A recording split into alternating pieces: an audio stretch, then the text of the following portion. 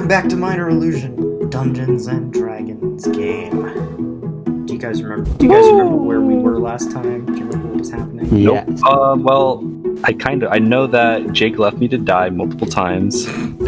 I did not leave you to die. I was Yes, you distracting did. the monster. Yeah. I know we're being I chased, just I killed think. the white dragon wormling. That is. Oh, yeah. That is correct. Yeah. I remember now. That's right. Yeah, that's Yeah. correct. Alana and Fumblemore So have you stole gone my down kill. deeper.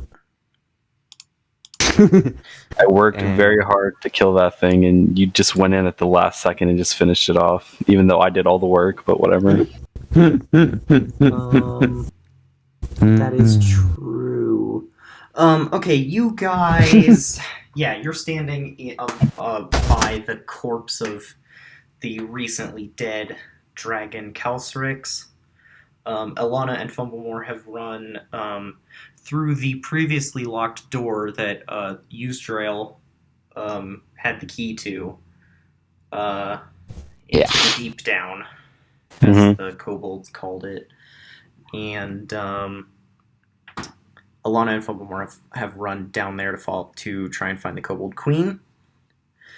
You both are doing bad, although you have just leveled up. So Yes. maybe you're doing okay. Yeah.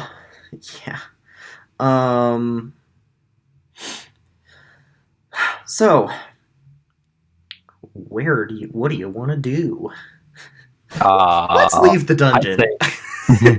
let's just go. Yeah, let's just go back to the now city. just because before you do that, I'm just going to remind you guys why you're actually here, because it has been so goddamn long. You have been sent down here by Carolyn Huckroll to find her children, hopefully alive and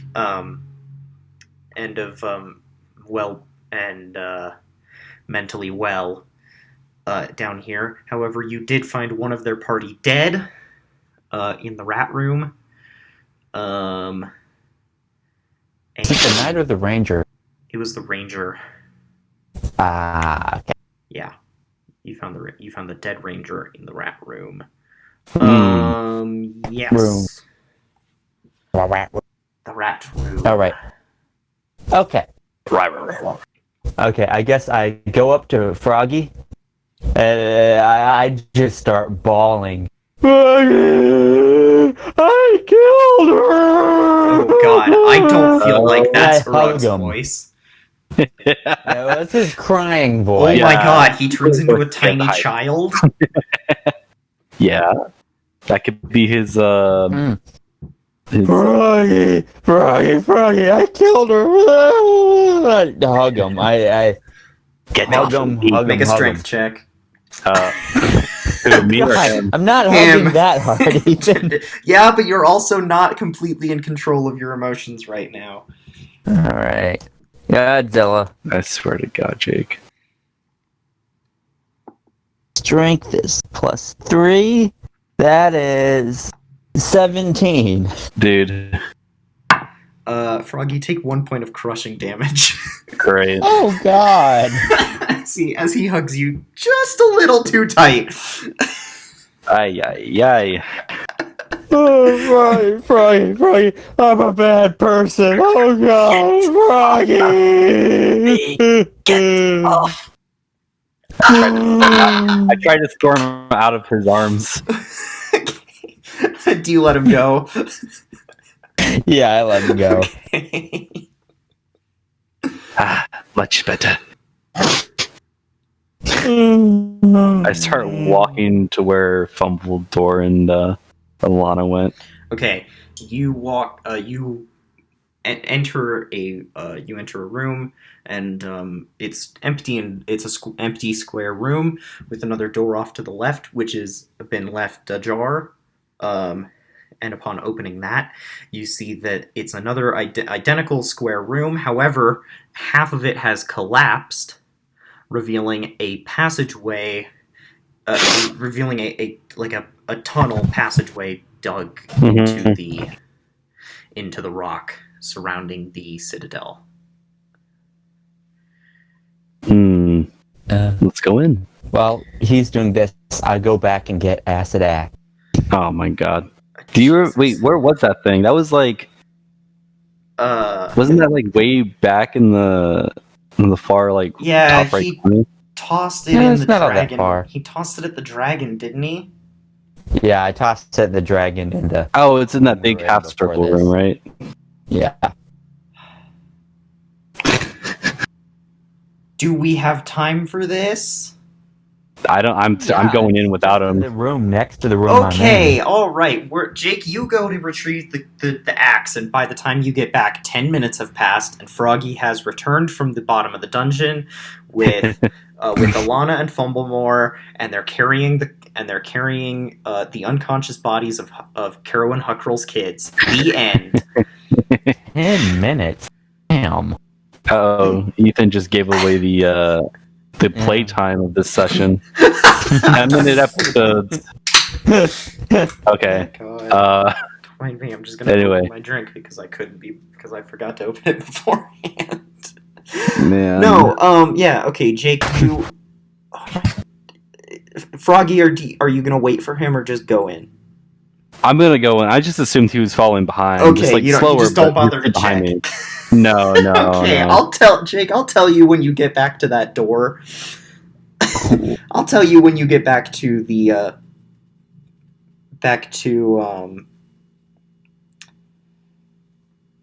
the passageway when it happens. Froggy, you follow the tunnel down. Yes. It's not angled. It's not a deep angle, but it is quite a long passageway.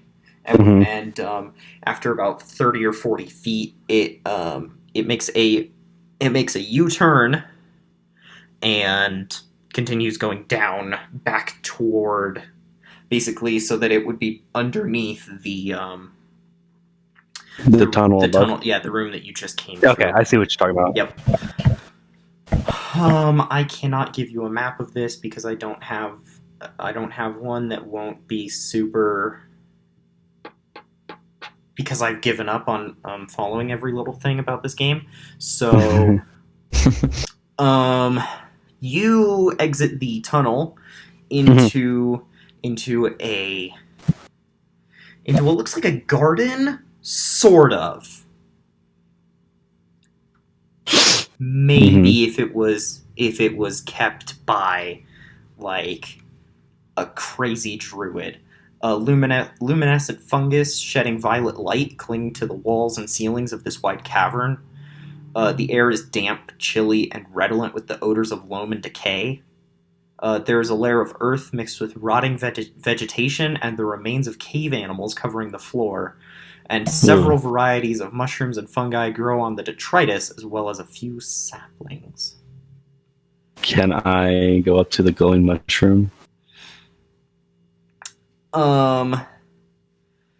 Yeah, they're all over the place. Just like up, just to Can one I of the mushrooms. stab it? Yeah.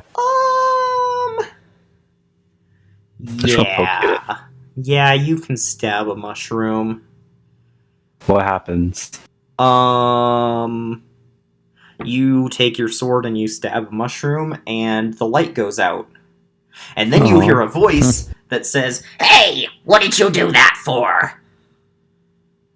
I turn around with fighting stance ready. Okay, standing in the middle of the stepping out of shadows within the garden are two robed skeletons.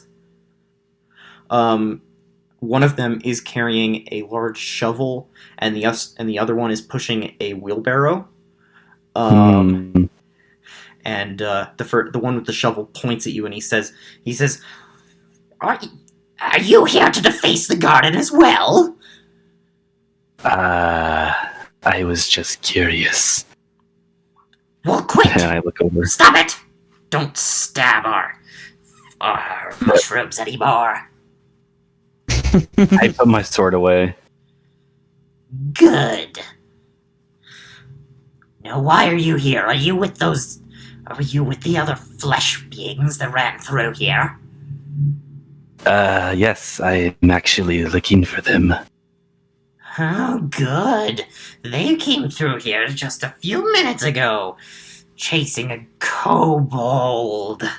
And he like shudders. They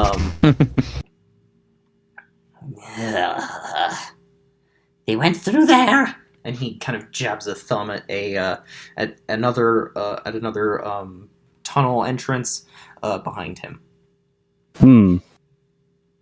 I smile and I say, "Thank you," and then oh, hold on, let me see.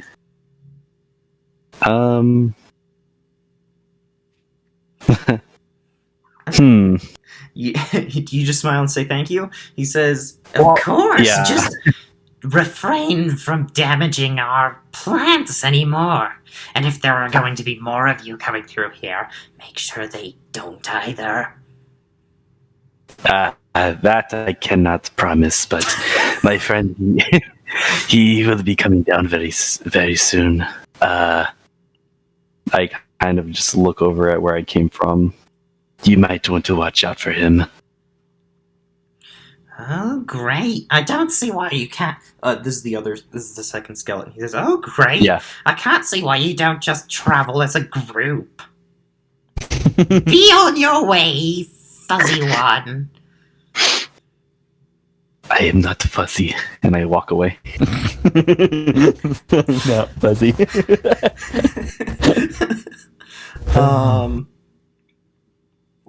Cool. You walk. Oh boy. Actually, yeah. You walk through the garden, and as you walk, you kind of realize there's a little path that has been like grown through it. It's kind of like it's like actual stone on the ground instead of the dirt that has been spread around the rest of the room.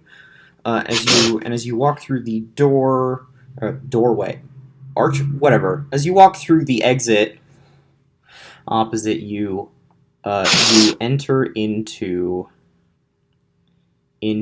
a small corridor. Actually, it's not that small. You walk into a corridor which is lined with two rows of dragon carved marble columns that extend the length of the hallway. Most of them are completely covered in luminescent fungus. The cobbled floor is cracked and stained, and among the statues sit many small wooden tables. The contents on the tables include mortar and pestles, small tools, bowls filled with crushed leaves, chopped fungus stalks, and other plant specimens. And then there are 6 doors leading off on the sides of the room, 3 on either side of you, that have all been left partly ajar or partly open.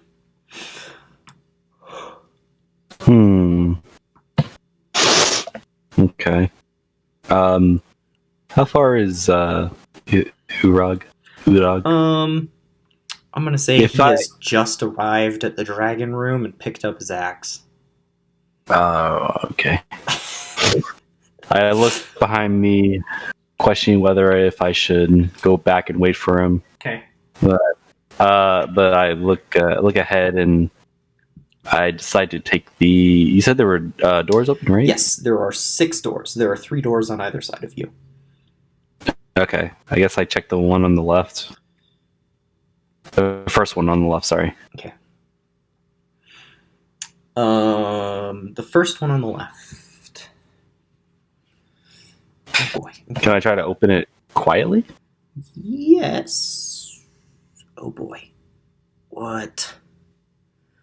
Oh, okay.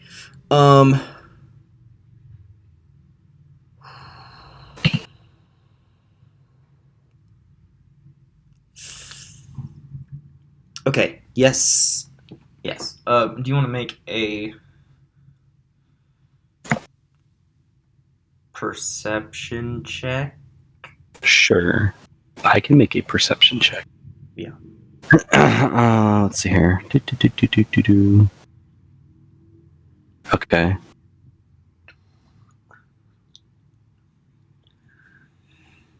Oh wait, if I. Oh, I totally forgot to ask you. So if I use roll 20 Mm-hmm. to roll these dice, If you click let's- the name of a skill, it will roll it and add the relevant modifiers automatically. okay. Sorry, it's just I'm having trouble. There we go. Now, where do I see that at roll? That's the problem I'm having. I don't see it like. So it will go into the chat log. It'll go into the chat log. So Okay. your most recent thing was you were testing cunning action. You rolled a 12. Oh, Okay. So if I press perception yes. like that. So if it's green, it means you rolled a critical hit. You rolled perception previously. Oh, I thought. Okay, I see. Yeah, Yeah. you can take the first one. Okay, Then. so 12. Yeah, that works. You from the. Oh boy. Okay, I'm going to name the rooms by compass directions. So if you are on your left are the northern rooms, and the on your right are rooms to the south. You should In just the name it, like- northwest chamber, so room number 1 on your left, Okay. you can hear snores coming from inside the barrack. This room. Oh. And Okay. as you look through the crack in the doorway before you open it, you can see just barely that there is at least one sleeping goblin in it. Can I try to open it more without getting caught? Yes, make a stealth check. Okay. Stealth check. Okay. Stealth check. Stealth. Boop. 23. Okay, yeah, you open it. You open it fine. They don't hear you. It's great. They're still asleep. There is a goblin laying on a kind of like really bad looking animal fur on the ground. He's wearing like some leather armor, and then there are 2 goblins who are not wearing armor and do not have any weapons. Okay. Are there weapons like on the wall somewhere? The So- only weapon in this room is the one laying next to the Morning Star, the very small Morning Star, laying next to the goblin with armor on. So I will use sneak attack against the goblin with armor. Okay. Okay, let's see. Yeah, you can do.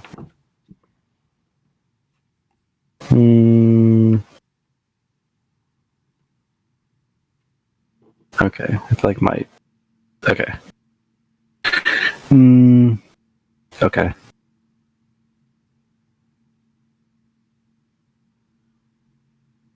Okay, let's see here. So roll the hit, right? Yes. Roll a hit. Okay.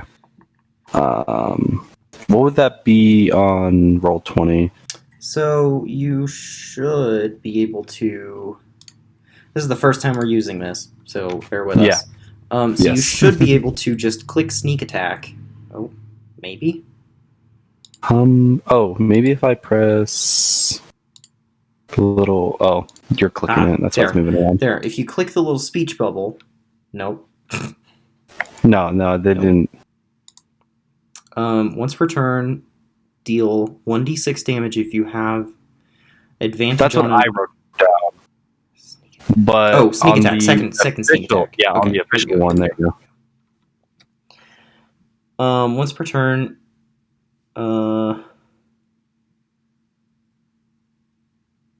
basically you get to roll an extra 2d6 damage. So roll if you regular and then roll 2d6. regular and then 2d6. Yes. Okay. Um, 27. 27. Fantastic. Oh, that's a crit 20. Cool. So whatever what are you attacking with, your short sword? Yeah. So you'll roll your short sword damage with, should be a button for advantage here somewhere. You'll roll your short sword with advantage. No, you won't. You've already rolled. God, Yeah. what am I talking about? We've played this game before. Oh my god. You're the DM. I mean, if I don't want to say something if I'm wrong. Roll your short sword. Oh, no, Okay. you've already rolled. Yeah, and I got 27. It said +2 proficiency. It was a crit 20. Why is it always Like if you rolling hover with the mouse advantage? over it. Why is it always rolling you... Why is it always giving you advantage?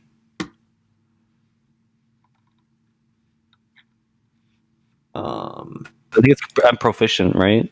Yeah, but that shouldn't do that. I could just do it regular if I can just open up the just to keep things moving along here. Good grief. I got it. We Here, need to mess around with this a little bit better. A little bit more. Okay. So and then it's plus. So it'll be your short sword damage 1d6 plus. I got 9 for the first hit, 9 damage. Oh. And then. Oh. Did you figure it out? Nope. Okay. But it's also crit, so I don't know if I think that what doubles it. No, you roll the damage dice again. So you'll be rolling 4d6 and adding 5 to it for your damage. Oh. Come on in. Okay, gotcha. Don't know why that was so complicated. We have played this game before. And you said add 5, right? I know how this works. Yes. Then you'll add 5 to it because it's your damage bonus for your sword. 8, 9. And then when you say it's 4d6, that's including So because you rolled sneak attack, you get to roll an extra 2d6. Right. Okay. So and then your short sword is 1d6 damage, but because you rolled a critical, you'll be rolling a second d6 for that. Right. Okay. 18 damage I got for that. All right. Cool. You kill the goblin. Sweet. No one even knows I'm here. God. We're playing Assassin's Creed now. Thanks for tuning in, everybody. Yeah, Assassin's Creed. They should make a. Let's get a fantasy. Let's get a fantasy Assassin's Creed. Please. Okay. All right. I move over. I mean, they've already given up on keeping it based on assassins. Right. just make a fantasy so game. Far. I heard the new one's gonna involve this, but I mean, we don't know for sure how involved that's gonna be. Dude, I don't know. I don't know. Anyway. Right. I'll move on to the next goblin. Okay. Oh boy. Okay. Jake. Make a stealth check. No, don't do At this. disadvantage because there's no possible. Oh wait, no, hold on. Jake, you've arrived at the garden. You've arrived at the garden with the mushroom. Hello? Drake! He's muted. Of course he is. Sorry, yeah. Hi. Back. You've arrived at the garden. You've arrived at the garden with the mushrooms. Awesome. There's skeletons in here, No, I want to know. I Okay. want to know because is Urag just like charging down this tunnel, or or Oh no, what? he's just walking. Just normally. casually walking. Nice. It's just like, yeah, all right, here we go. Yeah, and I also still have a couple of tears running down my cheeks. Oh my god. Okay. Yep. Sure. Cool. All right, I guess when I see the skeletons, I kind of like startle a bit, like kind of like reach for my morning star. Mm-hmm. Nope. Yeah, skeletons. He says, "Oh boy, There's another. Oh, you can talk. Of course My I bad. can talk. I'm sorry. I have a necromancer friend, and his skeletons don't talk like you can. oh my god, Jake, do you? Yeah. Yes, Do I you? do. We've already established this. He comes to the Blue Unicorn every Tuesday. Did we? I'm pretty Yes, sure we did. necromancy is very, very frowned upon. Wait. Probably. Oh, you said Necromancy- necromancy. Oh, Necromancy no. is very, very, very, very, very frowned upon, and I don't think that you would know he's a necromancer if he was. Okay. I don't think He's a he'd go person about who I telling that. think is a people. necromancer. I don't like. But more importantly than that, even if he was and Urag knew, he shouldn't go around saying, "Oh yeah, I've got a necromancer friend." Well, he would to a skeleton. Okay, whatever. The skeleton says, "You do?" Yes. He comes to my bar every Tuesday. Huh. So have laws changed in the last 1,000 years? Or... I don't know, Thousand? Did I just say kinda 1,000? go up and I whisper mean, in to the last 50 skeleton. years. In the last 50 years. Have rules changed in the last 50 years? Go up to the skeleton and say, he keeps it kind of on the hush-hush, Doesn't tell anyone, but I can tell he's a necromancer. He has that spooky look in his... He's got the spooky He's look. got a spooky look in his eyes. Like this? And the skeleton's eyes just burst into blue flame.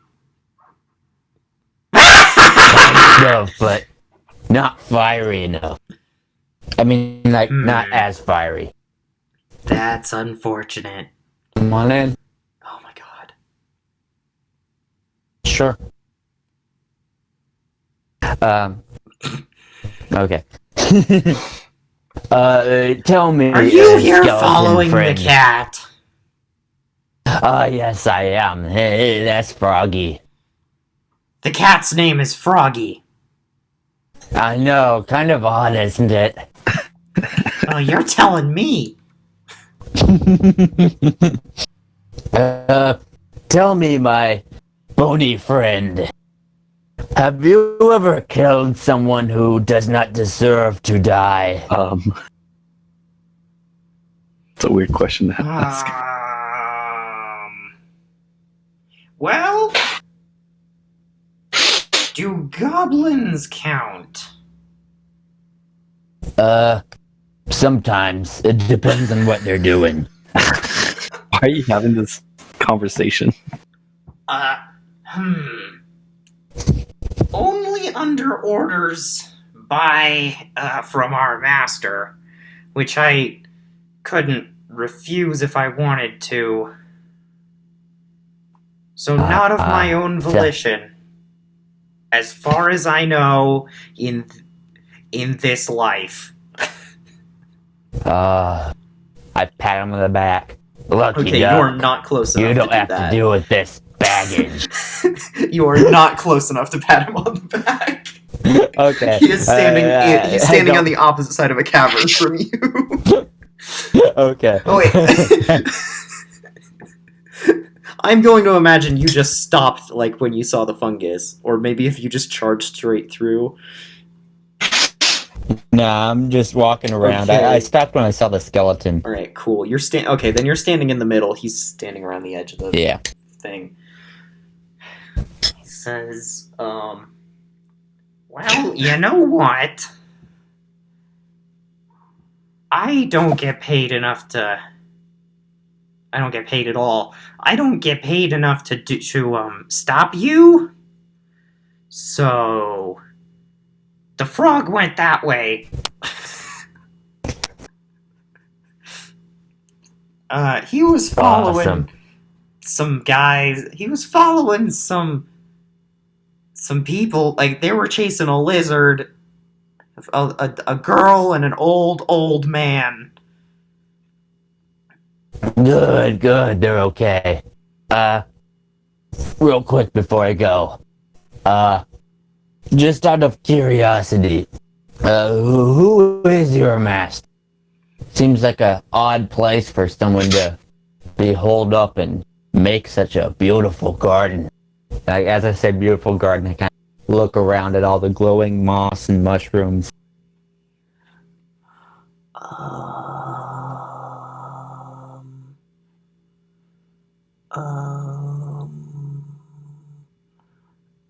Our master is a man who goes by the name Balak. Balak. Balak. He goes by the name Balak. He likes his Balak. plants and his plants. And his bones, as you can tell. He's studying the tree down here. I did wonder how that got here.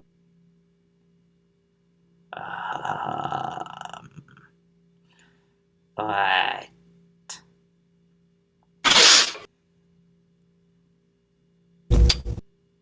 yes, he's studying the tree.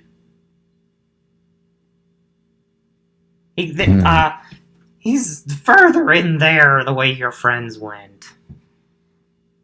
What's your name? I know the cat. I didn't ask the cats because he seemed in a hurry. Yes, I am Urag'Thak, owner and proprietor of the Blue Unicorn establishment.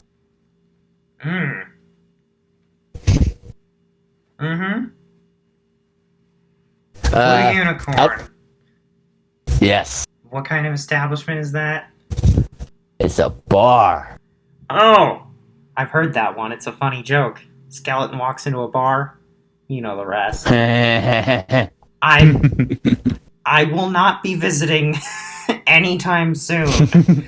Because we no longer get any enjoyment out of the alcoholic beverages. I'll tell you what, if I ever find a way to bring you back to life. if I happen to run into your master down here, I'll tell him what an amazing job you are and see if he'll give you a promotion or something.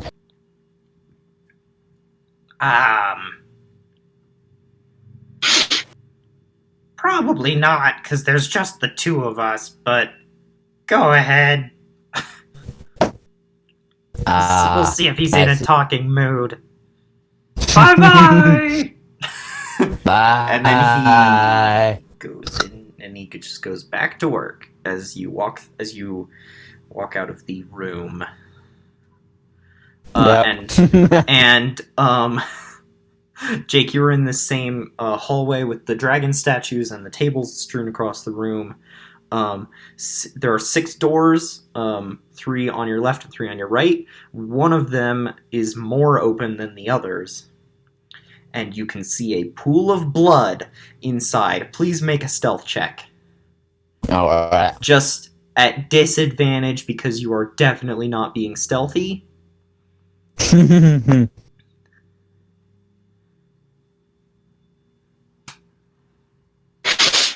That's all. And Godzilla. Alright, that's a 12. Okay. Somehow you managed not to wake the 2 goblins that Magic Frog is about to stab.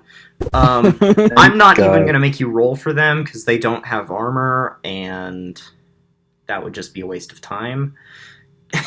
You kill the 2 goblins, and then you go to leave the room. Actually, no. You kill the 2 goblins. Urag hears, as you kill them, Urag hears the sound of as you stab them. I whip out my Morning Star and run in.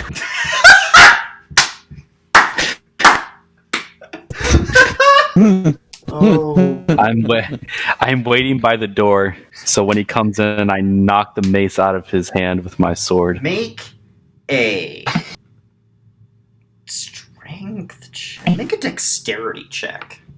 Okay, That's what we're gonna go with. that is what we are doing now. Okay, let's see here. Dexterity. 17. Jake, dexterity check. Godzilla. Ooh. Corner here.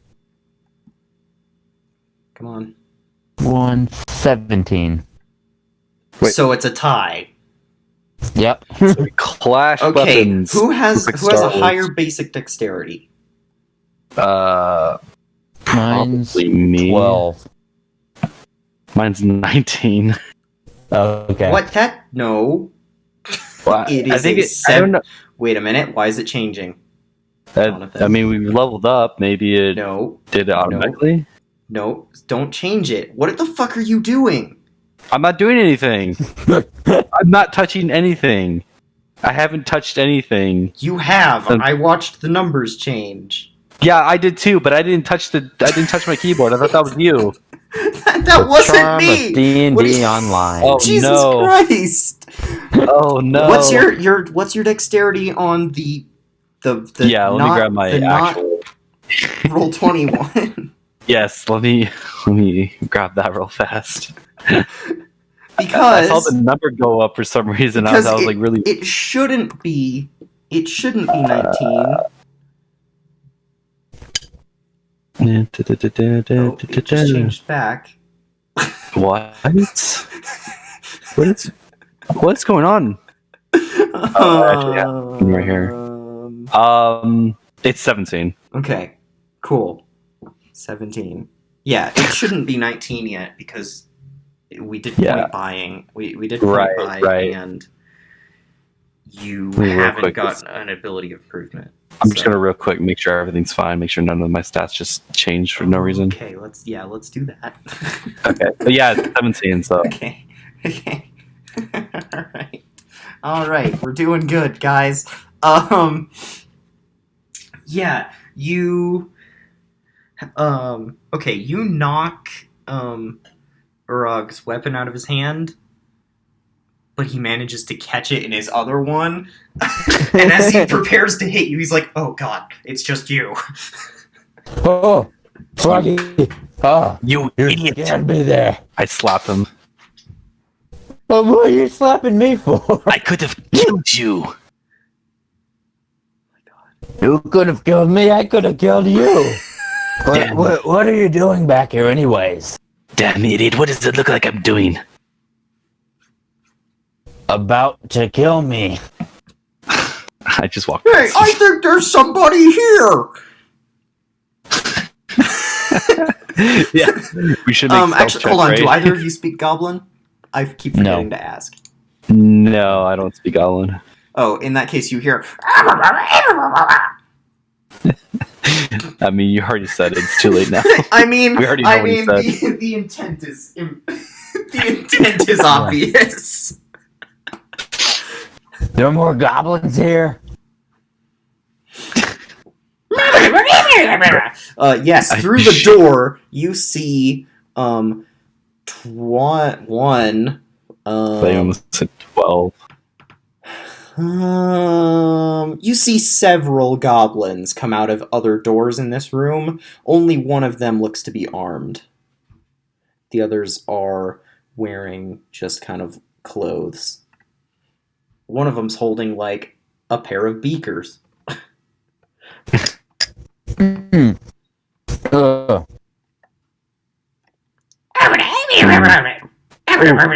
Can I? Are we still inside the room, or have we walked out the yes, but the door is just open. You are still in that room, but the door is just totally open. hallway? Can I? Wait. You go first, John. Wait. So if I go back into the room, can they see that I'm inside? Yes. Like, can they see me in the room, or are they in already the room? You're both standing in the room. The door is wide open. Okay. They can see you in there. I go into the With room. the two, you're already in the room. Okay. I see. That's what I was. You're okay. Okay. You're in your room, not the hall. They're in the hall. You're in the room. Okay. The pool of blood is on our. Like, on the You're floor, right? standing in it. Cool. The three pools of blood have Perfect. just become one big pool of blood. I roll in it in an attempt to scare them off. Make an Yeah. intimidation check. Can I like make a big roar to kind of help them? If you want. I Yeah. guess you can have +1. Me? Okay. Yeah. You can have +1. All right. Intimidation. So that's 16. Cool. Great. Okay, you drop to the ground, like, you stop, drop, and roll in a puddle of blood. What color? Yes. Mantic Frog's fur is kind of like a gray, black, It's right? gray. Yeah. Okay. Yeah. Well, now it's a deep red. And Sweet. you are wet and sticky. Yes. And Urag, you just roar. The goblins are going to make checks.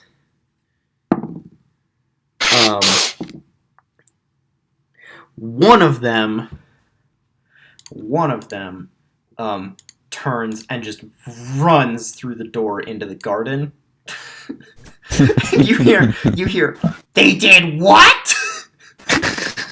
And then at the same time, two skeletons, Oh no. as well as Ilana and Fumblemore, enter this room.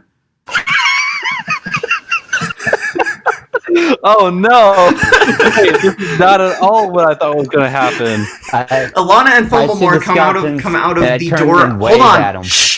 Oh, okay, sorry. Jesus, Jake, can you not hear Sorry, me? I thought you were done. Dude, I was talking. This No, I happens couldn't every hear time. you talking. It's okay, Jake. We're about to get our asses handed to us. So let's just figure that. Ilana and Fumblemore come out of the room exactly opposite the hall from you. No. Come on, dude. No. I did not just. They just look super confused, and then the two skeletons walk in the room, and they just look at you dumbfounded, like their jaws hang open, literally. Well, actually, one of the one that was talking to Urag, his jaw literally just drops to the ground, and he bends over and picks it up. I Wave at the skeleton. I lower my sword, like the tip of the sword is like aiming at the. It's like touching the like the floor, and I look at Urag and I look at the doorway and I'm like, did I do something wrong? I'm covered in blood. And I kinda, like, gross. look down at the ground and say, Froggy, where exactly did all this blood come from? There are 3 dead goblins on the ground.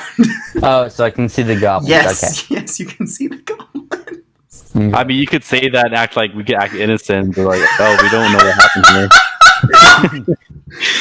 Yeah. I can like lean over and whisper in Froggy's ear, think you might have killed the wrong goblin. I don't respond. I feel embarrassed. I am a little embarrassed, if I'm being quite honest. The skeletons walk up to you, Alana gets like they start to walk up to you, and Alana kind of like runs up a little bit and stands in his way, and she's like, I know him. Could you give me just a moment? Oh no.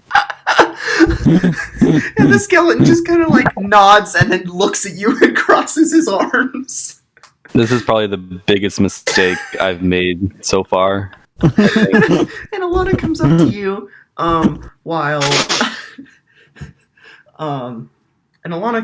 while Fumblemore just very quickly goes back into the room that they came out of, and as she comes up to you, you see her hands are covered in blood, and she has a roll of bandages in one hand, and she comes up to you guys and she says, "What the fuck are you doing?" I don't understand. Do you not ever ask questions before you just fucking murder people? I thought we were here to kill these things.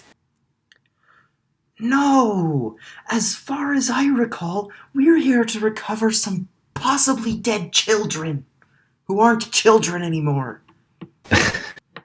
I think back to when we actually got contracted this. Oh, yeah, that's right. You're the only person who actually got contracted to kill some... Oh, wait, no, hold on. That was Urag, wasn't it?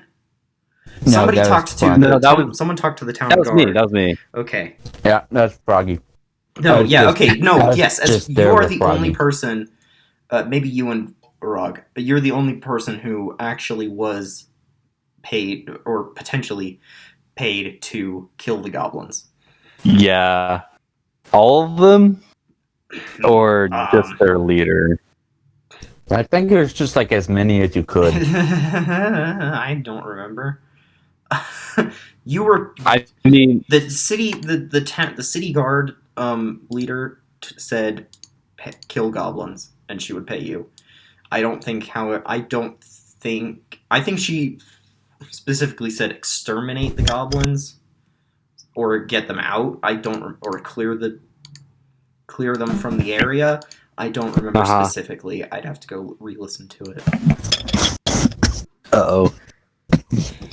Uh-oh, Jake's choking.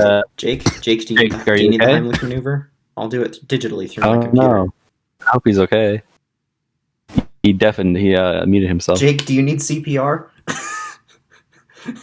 If you need CPR, don't say anything. Because if you're saying something, you don't need it. Go get help if you need help, please. Okay, let's leave JP. But yeah, what do you say to do you have any way to defend yourself, Mr. She was about to like grab you by the shirt. She was about to like grab you by the shirt collar and like shake you a little bit, and then she thinks better of it because you're covered in blood. Mm-hmm. And she's also covered in blood.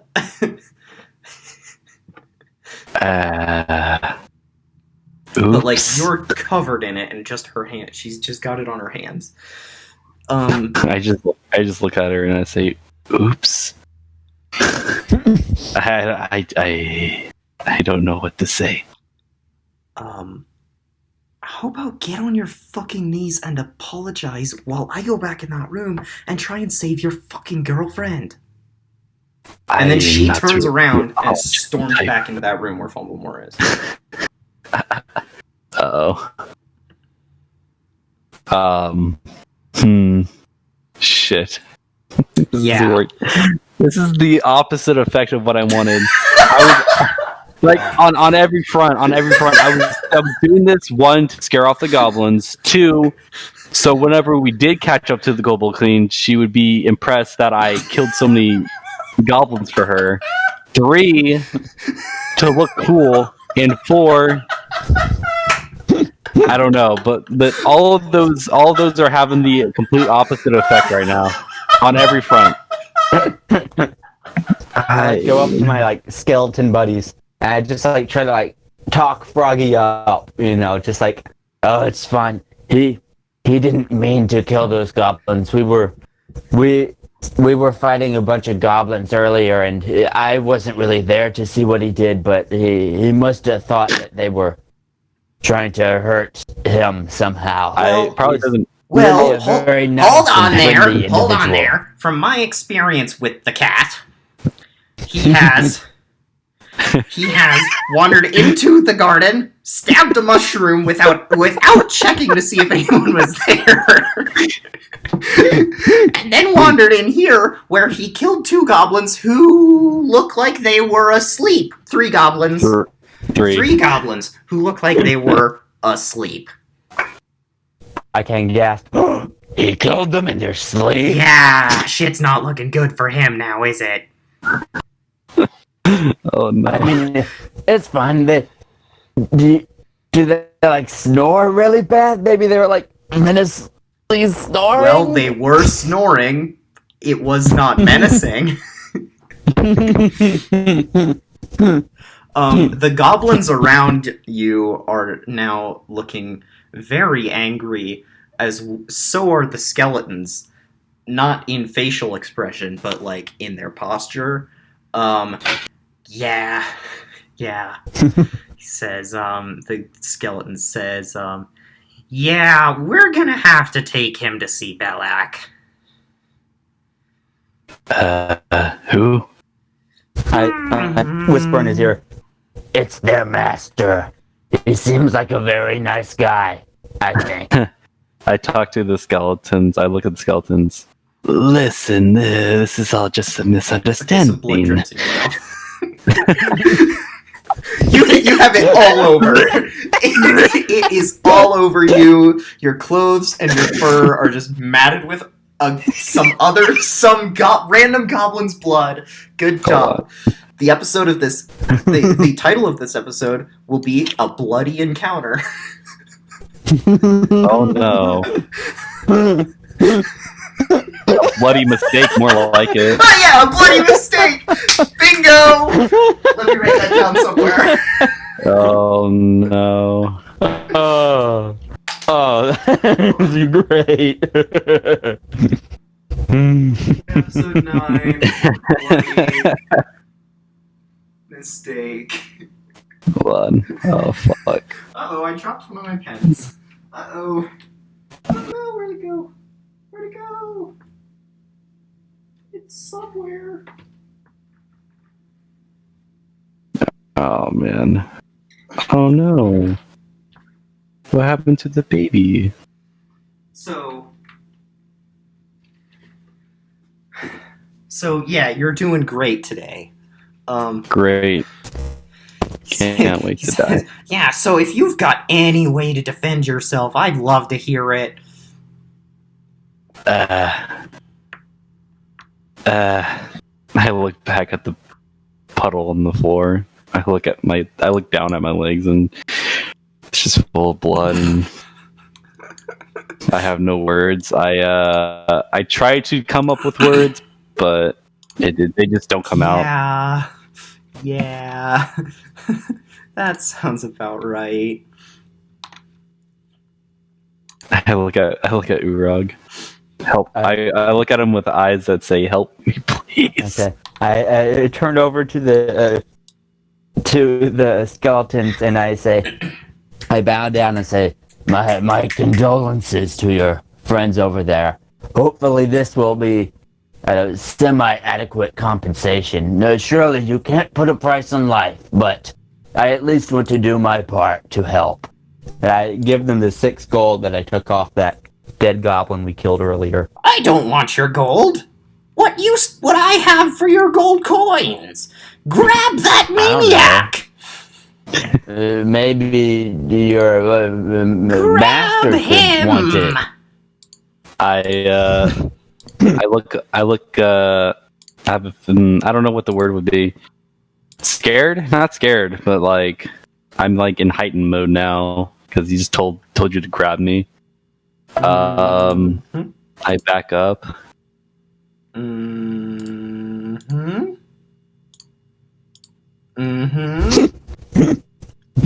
Yeah, I just back up. What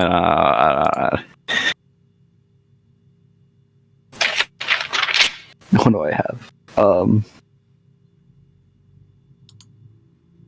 I don't think that. Wait, no, that wouldn't work. Crap. I'm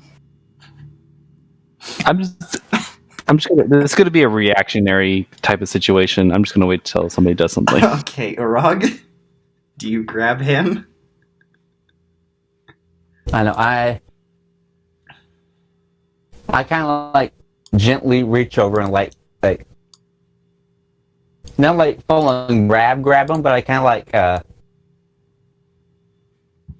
grab his arm, not in like a menacing way, just like Just a like, friendly yeah, way. come with me. Yeah, and I Okay. kind of whisper to him, "It's all right, Froggy. We'll figure this out." The skeleton says, Now, does he have any magical capabilities? And I Tell them, yeah. chime in, "Not that I know of. Damn it! He's a very ordinary cat." Fantastic! and the goblin turns around and roots around and like out of his bag, he pulls a set of steel manacles for you to No. put on Froggy's wrists. Take them. How many? Wait, no, wait. Or better yet, wait. And how many people are in the doorway right now? How In many the goblins? doorway, in the room, Yes. there are Can 7 goblins.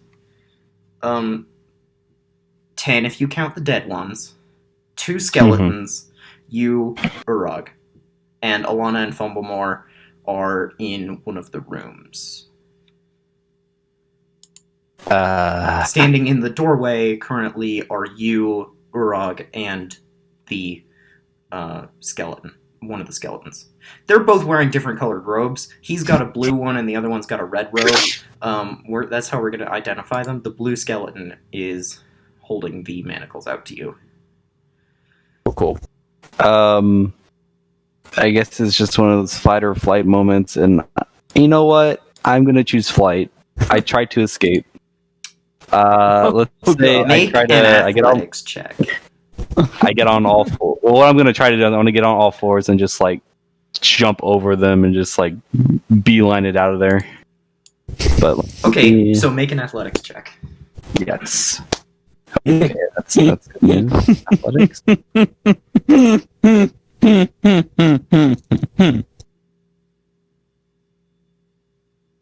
Okay, 21. Okay, yeah, sure. You leap over the heads of the skeletons, and which way do you run? Currently, the only exit you see is back through the garden. Right. And I'm pretty sure the other way leads to their boss. As far as you can see, there's no other room. Like if there's another door out of this area, it's in one of these rooms. And that little garden area, how big is that? Would you say it's probably 100 by 100-ish cavern? So it's probably about 1,000 square feet. But it's there a like cavern full of like a stalactite, stalagmite meetup somewhere? Yeah, like maybe off to the left from where you are. There's a big column with mushrooms all over it. Okay. I beeline for that and try to climb it. Okay.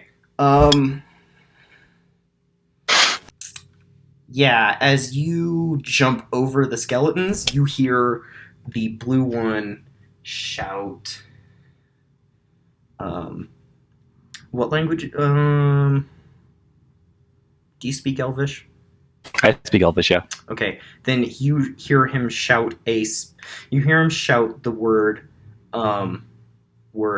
Blight's Rise as you leap over him, and as you run into the as you run toward the pillar in the cave, in the garden cave, 2 honest to God pine trees grab you. Oh no. Can I squirm out of them? squirm out of their clutches. Yeah, make it. Sure, you can attempt to make a strength check. As Strength? as you are doing this, the skeletons say, "All right, that's enough, you bloody cat. We're going to Balak." I got 16. That is not enough. I guess I'm going. The pine trees turn around and they take you back to the skeleton, and he puts the manacles on your wrists, and then he says, "Oh my god, what is it with you and making bad situations worse?" I mean, I don't know. What is, So it's actually, like the no. Hold on. I need to know, what is it with you and making normal situations bad and then making them worse? You've done it. You did it in Call of Cthulhu twice. You've done it in this a bunch. What the? You did it. I don't know. What is it? I mean, I don't know. It's just like how I don't know. Like if I was a cat person in this situation, that's how I would react. I'm scared, man. That's great. No, it's good. I am enjoying this like role playing Froggy. Freaky. Like I'm enjoying his characterization. I just want to know, how do you keep doing this? I honestly, I mean, I do. I will for Froggy for sure. I just had a brain fart. I'm sorry. Whatever, man. I don't know. I don't know what to tell you. It's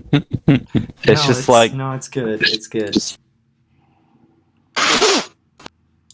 I guess it fits with Froggy's character because he's slippery. Yeah. And causes. He's also chaotic neutral. What did I I put? don't know, dude. Let's find out. Alignment is currently listed as none. Chaotic neutral. That's what I put for the original. Cool. And I'll have to go with that. Cool. Anyway, but yeah. Continue. I guess I kind of turned to the skeleton and said, may I attend the trial as like a character witness? A witness. You weren't even there. As a character witness. I want to see what your side of the story is. As a character witness, what? He says there will be no trial. I don't know what you're talking about, character witness. We will be visiting Our Lord Balak, and he shall be... And he shall judge you on his own for killing his people. All right. Might I guess, go with you to meet him, just so I can, like, help him to reach a verdict? Let me go, you damn tree. I squirm. The tree does not react. It actually it just gripped you tighter. How? Yeah. I can't breathe. They're holding your arms. Oh, they're holding my arms. I just assumed that they were like he had like two hands around me, like a doll or something. Okay, never mind. I don't think I said it, but yeah, they're holding your arms. Okay. Ow. Okay. He says, you may attend if you would wish, and so would your friends if they would like to. As he just like shouts it in the direction of that room, and you just hear from inside, We'll be there in a minute. We're still fixing the lizard. I don't know why and then, and then as you're walking past, you kind of like crane your neck around, and you can see through the gap in the door. You can see Alana and Fumblemore both applying medicine and bandages, all sort of like they're doing basically just a little bit more than first aid to Yuzdrael, who is covered in blood Ooh. and unconscious. And then as you're walking past, Fumblemore says, I don't know why we bothered. Why are we doing this? and Alana's just like, because we're trying to be nice, even if our friend is a maniac. And she like looks toward you as she says that. You can't blame me. We were fighting goblins earlier. Silence! You will not speak until Lord Balak addresses you. At which point, he leads you into the northeast room, so the third room on your left from the entrance. On the right wall there's another door. He leads you through a series of corridors. Oh boy, all the way through. Oh man. Okay, he leads you through a series of corridors. The door from the room leads into a very small room, which then opens up into another hallway.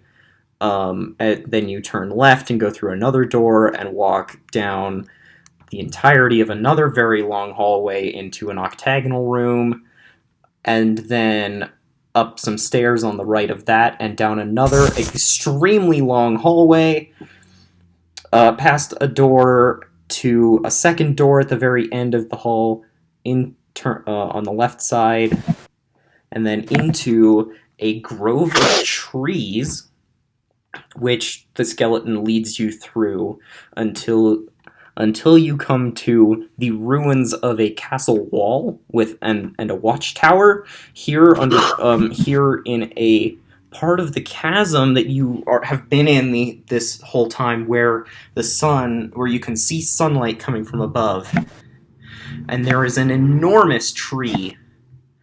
There is an enormous tree within this ruined wall, which most of it's come down, and you can just see the little bits of it that are left. And tangled among the roots and within the trunk of this tree, there is a man who has been pierced through the chest with one of the roots, who is entangled in he's basically part of the tree now. Mm-hmm. Standing at the bottom of the tree with a knife and a notebook is a man dressed in, oh god,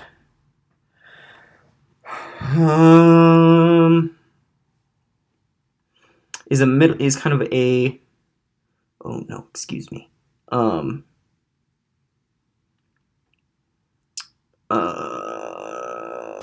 okay. There is a man. There's a bearded man wearing a hooded brown robe. He is armed with a staff in his which is laying on the ground next to him. There is a sickle hanging from his belt, and he has a knife and notebook within his hands as he is studying the tree. Laying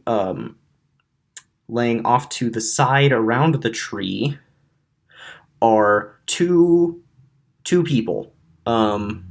No, three people. A heavily armored young human man with a shield and sword, a blonde young woman in a robe fit for a noble,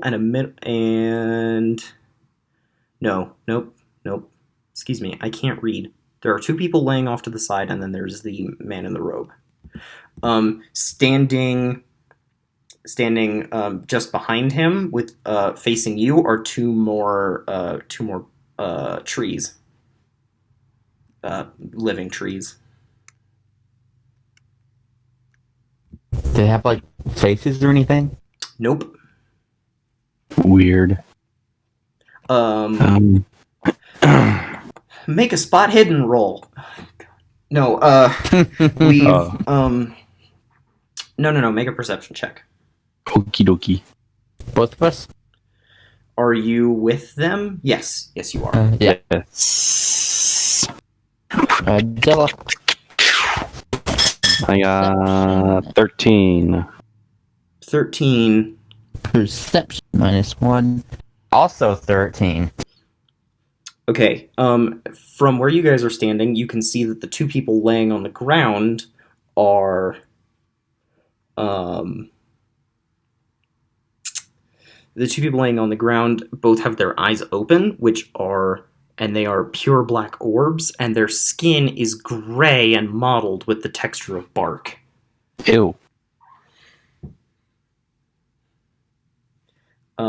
And as you are brought before him, Belak the Outcast stands up, turns around, and he says, "What are you doing? Why have you brought him here?"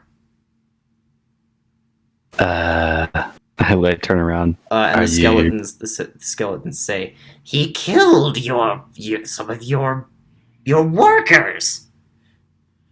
The goblins. Killed 3 of them. In cold blood while they were sleeping. And then rolled in their blood. Can you see? Can you see the problem? And Belak just pinches the bridge of his nose and just looks at the ground. And he just looks so frustrated. I apologize for killing your workers. If it helps, I had no idea. That's all I say. I look down. No, of course not, because you didn't bother to ask. And says the skeleton, and Valak just says, "Don't be quiet. Let him go. They're goblins. There will be twice as many. There will be twice as many again in a week."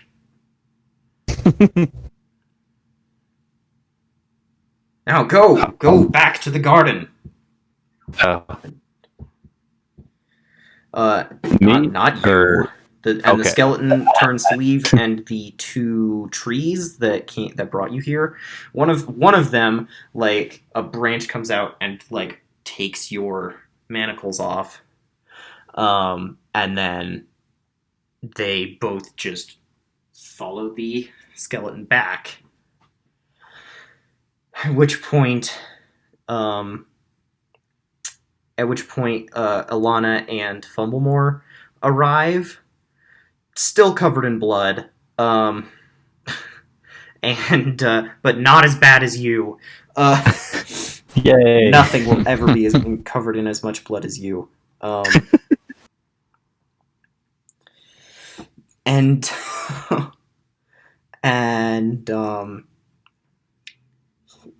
Belak says, "What are you doing here?" I could ask you the same question. I point at him. I whisper in Froggy's ear, "He's here to study the tree." How do you know that? I had a wonderful conversation with the skeletons. They're quite friendly. And I look at Belak and I said, "And they're doing a great job. You should give them a promotion or something." Okay. I look at Alana. What happened while I was gone? Dragon bit your girlfriend. I stabbed the dragon. Girlfriend ran away. You showed up, and we followed the lizard. Where is she? Not dying in that room. I look around. Thanks to him, and she points to Fumblemore. She points to who? She Sorry, points you at cut out. Voldemort. Thanks to the wizard, she's probably going to live. Like, is she anywhere nearby? Like, can I see her? No, she's still back in the room across from the one where you rolled in the goblin blood. You maniac. I'm never going to let this go. I feel like it's a lot of things that. Your name You is going to probably be won't Bloody wake up. Frog from now on. Or maybe don't Magic Frog the like Bloody. You know, I'll have time to workshop it. I'll have time. Do you mind if I go back and check on her? Yes, I mind very much. I wish to know why you are here. I have allowed your banter for too long. Tell me why you are here, or I will kill you. I look at Urag. I like to imagine Urag is just like, leave me out of this. All four of you. Oh yes, we were hired by Carolyn Huckroll to retrieve her progeny from this dungeon. Hopefully alive. Well,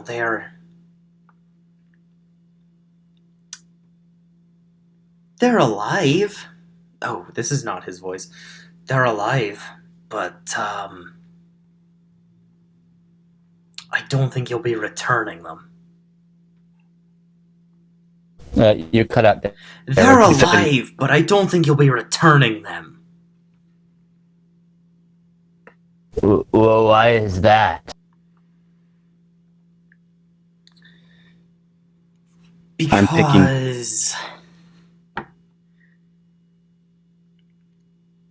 Because they have been bound to the tree.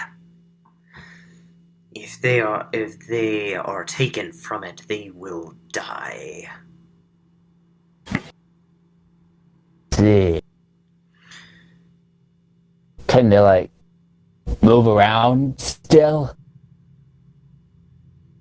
Absolutely. Actually, as you ask that, they both stand up.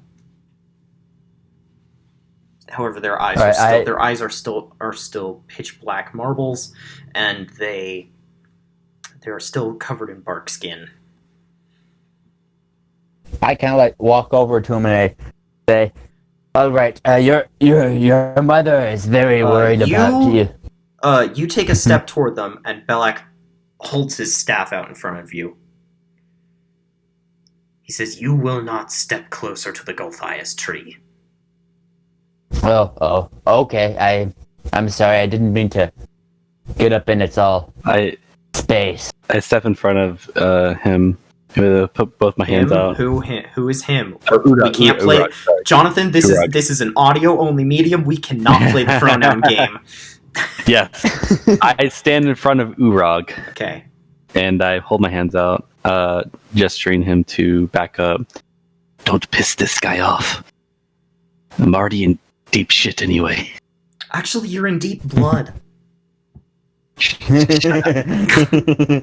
And deep enough, it looks like you might not have been able to breathe. What the fuck did you do? My tail, like the blood is starting to dry up on my tail, and it's it's bothering the hell out of me. Yeah. This is a good time. The druid says, You cut out. What'd you say? You must leave. You Fine by will me. not find what you seek here. I turn around and start walking. Oh boy. I turn to Froggy and say, "More like leaf." Yeah, and then Alana steps in front of you as you try to leave, and she doesn't give a shit about getting her hand bloody anymore because she's like done doing first aid. She puts her hand on your chest And she says, you're not leaving right now. You've gotten us The into guy. this mess. Me? You, Why is it always me? because you're one of the player characters. You're gonna fucking talk to him. She says that out loud. I'm confused. Absolutely, she says that out loud. Magic Frog is confused by this statement. Yeah. She says, you're gonna go fucking talk to him and get the goddamn medals off the kids.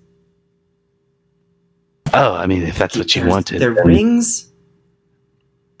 We were told to get their... Oh boy, was it rings? I think it was rings. We were told to get their signets off of them if we couldn't bring them back alive. Oh, well, if that's all you needed, then distract him. Give me 5 minutes. No. I saved your girlfriend's life. You're doing that.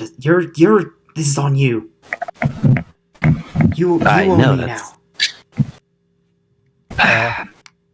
I'm And guessing this is I not can gonna make hear us all even- this. Yeah, you can hear all of this. This is happening right now. Okay. Like, this is not... They're not being quiet about this. She's like, pissed. she's a Okay. little bit pissed right now. Okay.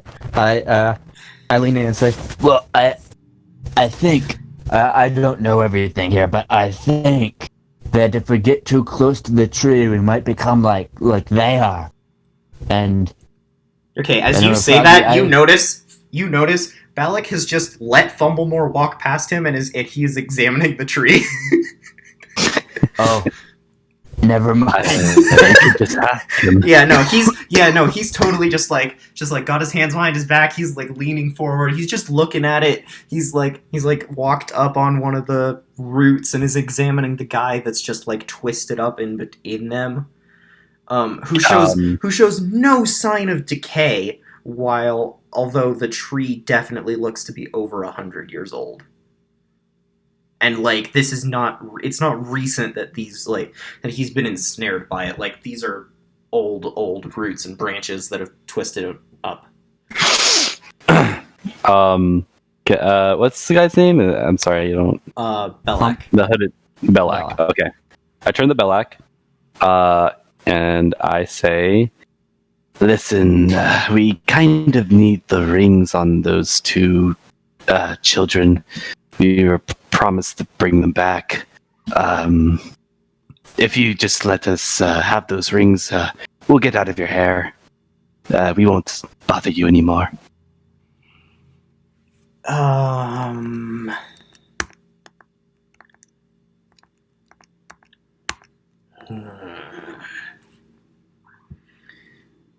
Very well. Give them your rings. And the brother and sister, they walk up to you kind of stiffly, like shuddering a little bit with every step, like almost as though they are made of wood. And as they get closer, you can hear their joints creak as they move and go to pull their signet rings off of their fingers. At which point, each one holds a ring out toward you in a closed fist. Oof. Urag, you mind doing the favor? I guess we take the rings. Okay. Yes. You hold your You hand take out, and they each drop a gold signet ring into your open palm. Perfect. Ah, Now, and if then you thank just you hand very it over much. to me. And then they just stand there. Do you have anything you might want to, I know, like, tell your mother, like, I don't know. Any, They say nothing. last sort of they- things you want her to know? There is no hint of the question registering on their faces. I look at I tap Urag on the shoulder. I don't think they're going to answer you, my friend. I think I it's guess best we get not. out of here. That's probably a good idea. In fact, I would rather go check on, I guess, my newly found girlfriend or something. Yes. I'll leave you to do that. Wait, before you leave. Aren't you at all interested in this tree? Not really. I'm Are you fairly sure? interested here. I'm you go. perfect in Are you blood. sure? Because I'm pretty sure I've that almost because died 3 times.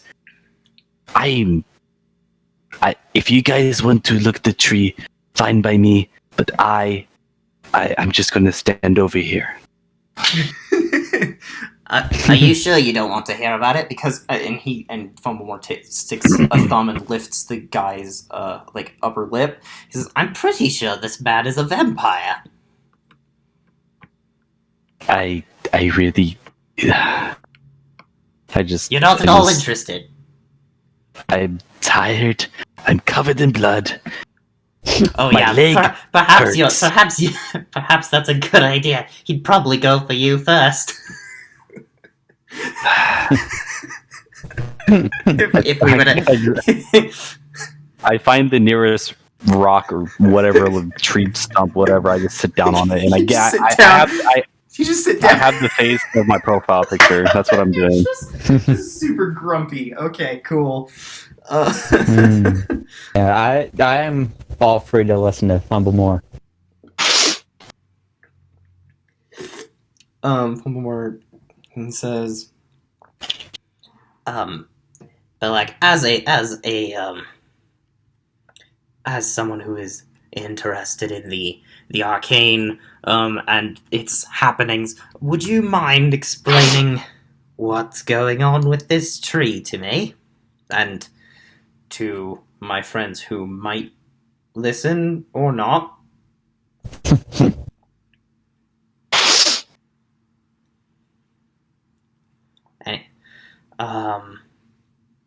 This is the Golthias.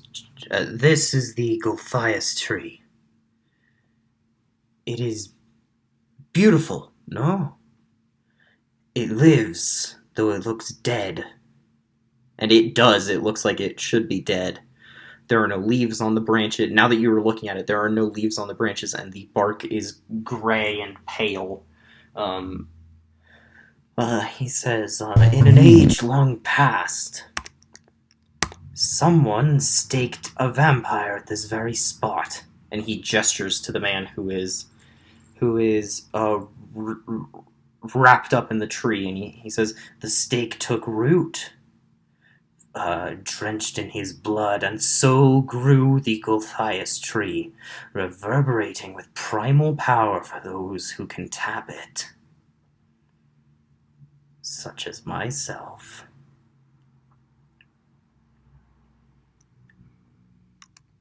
I raised my hand. Yes? Or, I did not learn your name. I kind of go into deep bow. I am I'm not Urag'Thak, interested. owner and proprietor of the Blue Unicorn I'm establishment. not All you will not right, be it's here okay. long. You will leave. Yes. Do you have I questions? just want. Yes, I just wanted to. I was just curious. How do you tap into the power of such a powerful and mighty tree such as this? I am a druid. It's my whole gig. That's what I do. Makes sense. Makes sense.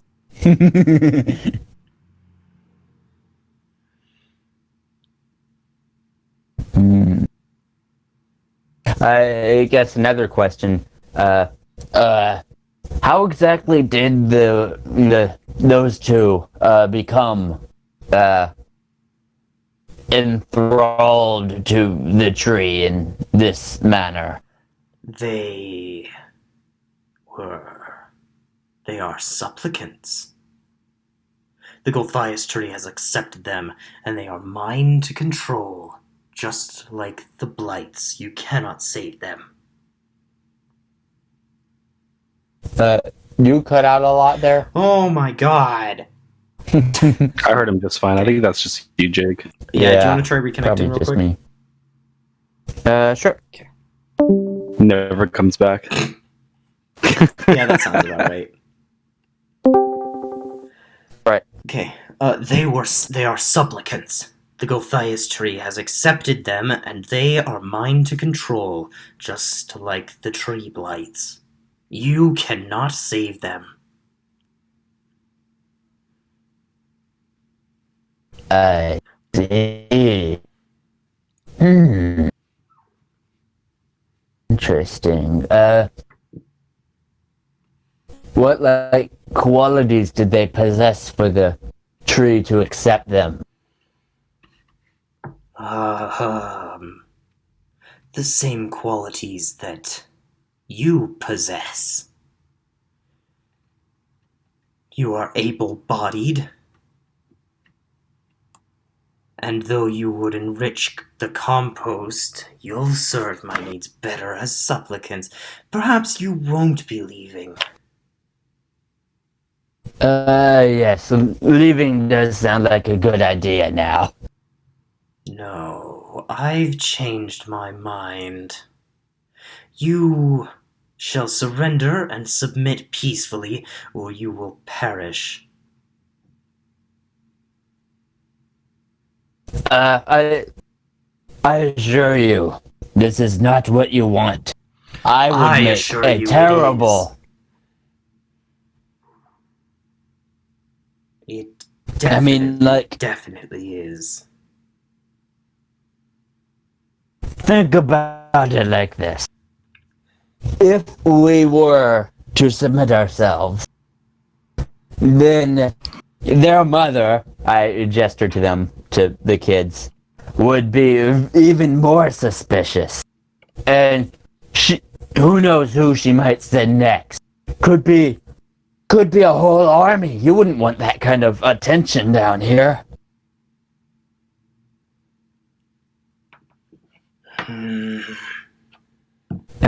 Just so you know, I'm attempting to persuade Okay, him. then make a persuasion check. Godzilla. Damn.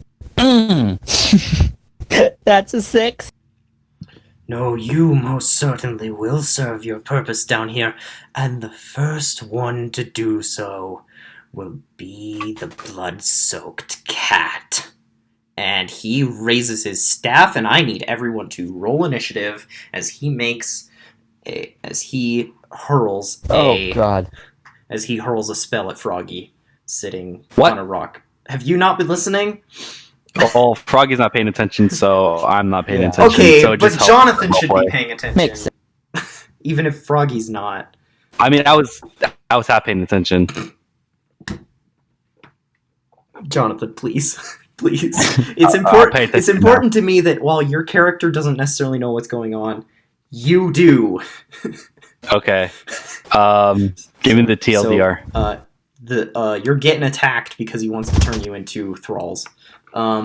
You roll initiative, please. Also, you are going to be attacked with a spell. All right. What spells does he have? Ooh, nat 20.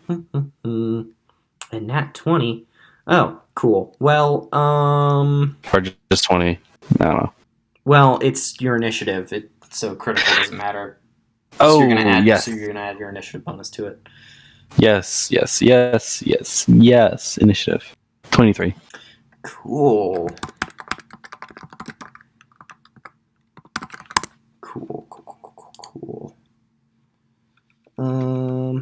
Okay, 23. Froggy. How many hit points do you have? 21?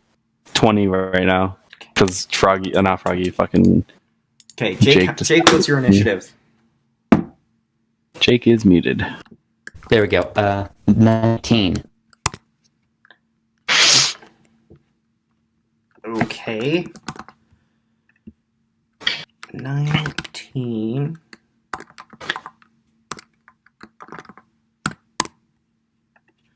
Let's roll for fumble more. Oh boy.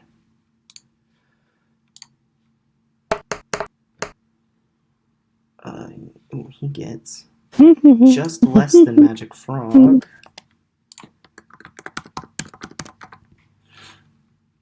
And finally,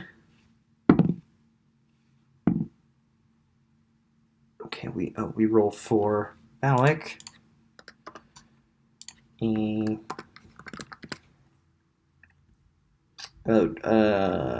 Jake, how many hit points do you have? Like in total or right now? Right now.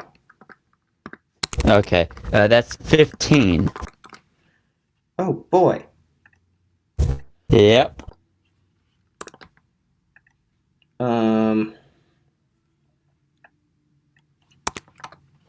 Cool. Let's see, how many does Fumblemore have? He's got that many. How many does Alana have? She's got that many. How many hit points does Belak have? Why didn't I prepare the initiative tracker beforehand? Jesus. I'm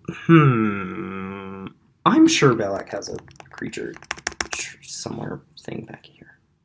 In the back of the book. Sure, there's an appendix with all of the monsters in. Alright. Cool. I'm not even halfway through the fucking book. Why?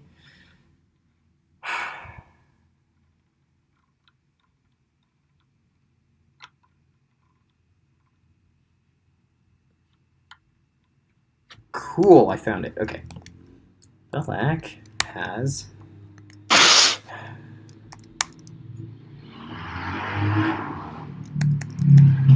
Time to fight some dudes. okay, he's not in here. Why is he in here? I hope we won't have. Do do do do do do do do do do do do do. What the fuck? What's going on in this book? No idea.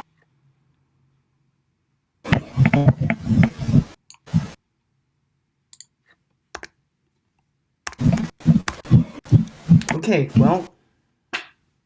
Oh, I see. I see. I see. I found it. I found it. Okay, well, he hurls a flaming sphere at Froggy. So we're gonna deal with that in a moment. You know, in some games, being covered in blood actually reduces fire damage. Yeah, but I think we've established that it's trying to that it has healed, dried. Dried. Yeah. And It was starting to dry. I mean, I don't know if it's dry. I'm just imagining Froggy covered in giant scabs Ew. all over his fur. Gross. Yeah. Well, I need to look up flaming sphere. If anything, it should increase his AC. Thanks. No. Flaming Sphere is a good spell. That was Mort Hall's favorite spell, for sure. Cool. Okay, he hurls the flaming sphere at you, and it crashes into you, and now it's your turn, and you need to make a dexterity saving throw. Yes. Oh no, he just chucks it right next to you. There's a 5-foot diameter sphere of flame, of swirling flame, right in front of your face, and if the blood wasn't dry already, it is now. Okay. Now, since it's, every time we do this, we it's always been a little bit longer than we expect. Dexterity saving throw. I just roll d20, right? Yes, d20 plus your dex bonus. Okay, all right, simple. That would be 15. No, wait, no, hold on. Sorry, my bad. I was looking at the old one. Oh, I got 12 anyway. Yeah, 15. Okay.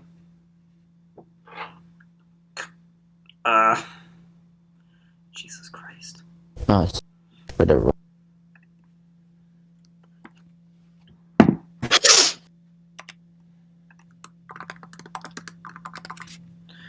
Oh boy.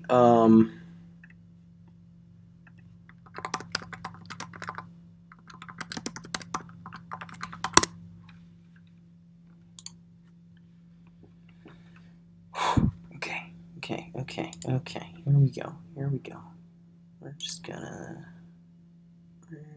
gonna borrow a thing. Holy shit. What am I looking at? What the fuck am I looking at? Oh my god, here we go. I've got the stats for all the monsters. Oh yeah. Here we go, I found it! Woohoo! Ethan's just statting up a storm. So Jake, what did you do? Since I wasn't paying attention. I didn't really do anything. He talked about the tree, and then they. Oh, there. Yeah, we just talked about the tree. He said that the people have been kind of looped over by it, and now he has control over both of them. Okay. Oh boy. He just attacked us for no reason. Nope. He wants you to wants... be the thralls of the tree as well. Oh no. Yeah. Yeah, I knew I should have left. Oh boy. Here we go.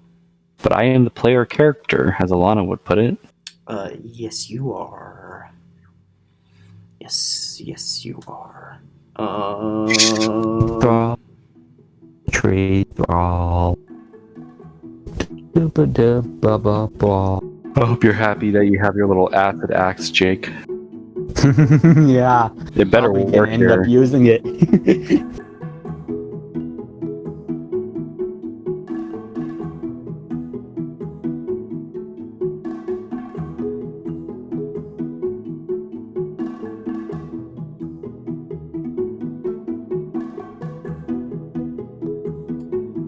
Hey guys, it's me, Ethan. I'm the Dungeon Master here on Minor Illusion. I just wanted to say thank you so much for listening to episode 9.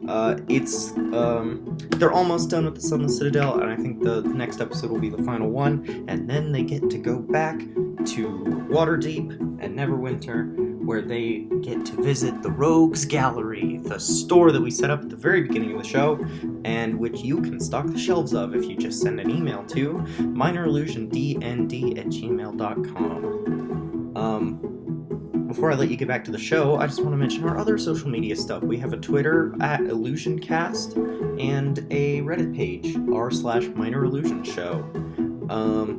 Also, if you are enjoying this content, share it with your friends. Hit the subscribe button here on YouTube, and the notification bell does something, I think. So yeah, go spread the word. And once again, if you want to send us an email with magic item, just send it to MinorIllusionDND@gmail.com. Thank you again for listening. You're great. We love you guys so much. And it really makes our day every time we get a new subscriber or somebody listens to our show. It's really great. Without further ado, I'll let you get back to the show. The next episode should be up next week by 10:30 a.m. on Monday, Mountain Standard Time.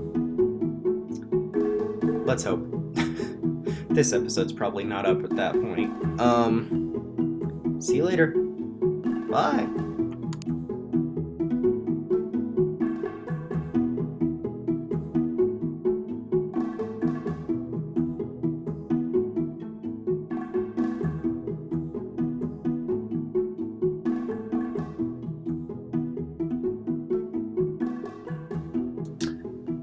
First person in initiative is Magic Frog.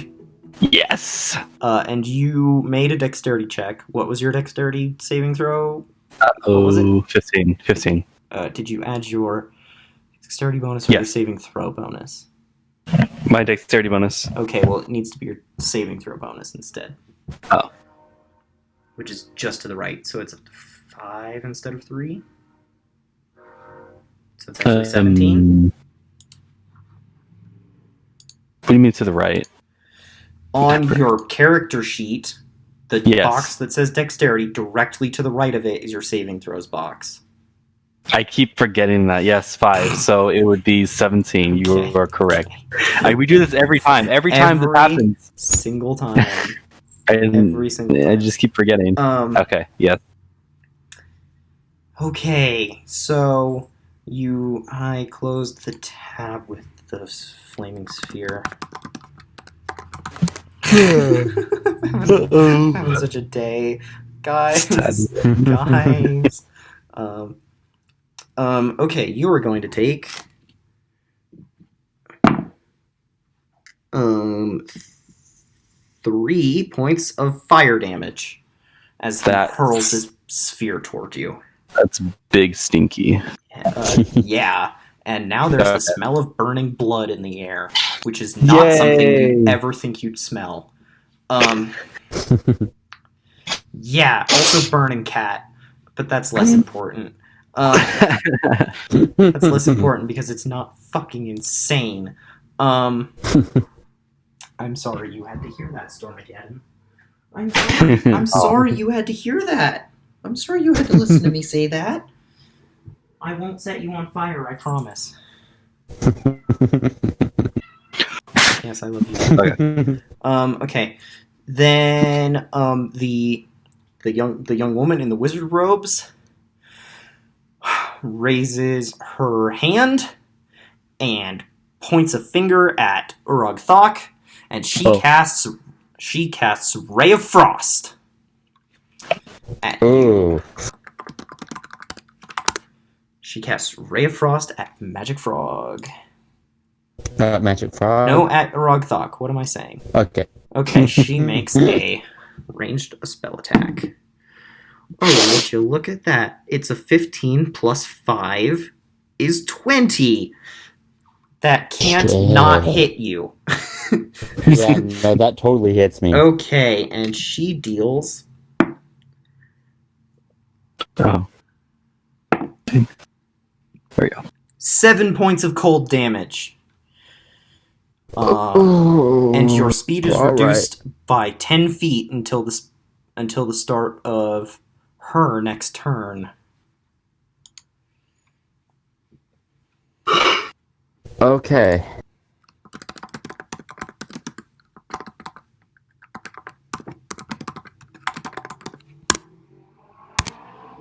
Okay.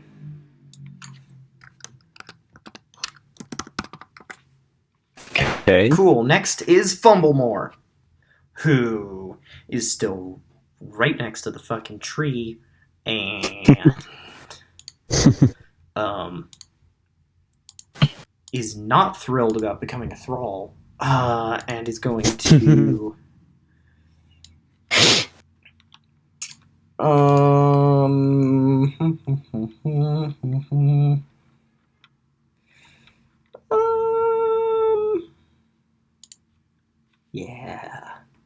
yeah, he's gonna use one of his good spells. Jake, make a perception check.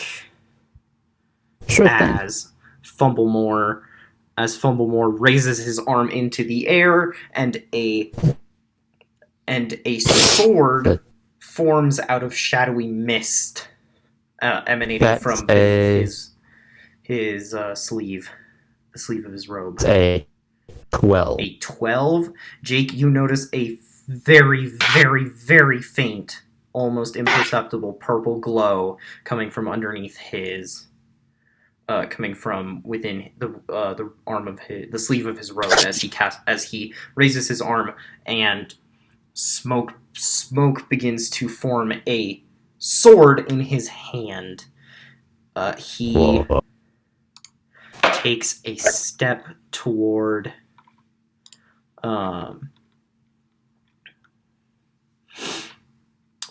boy.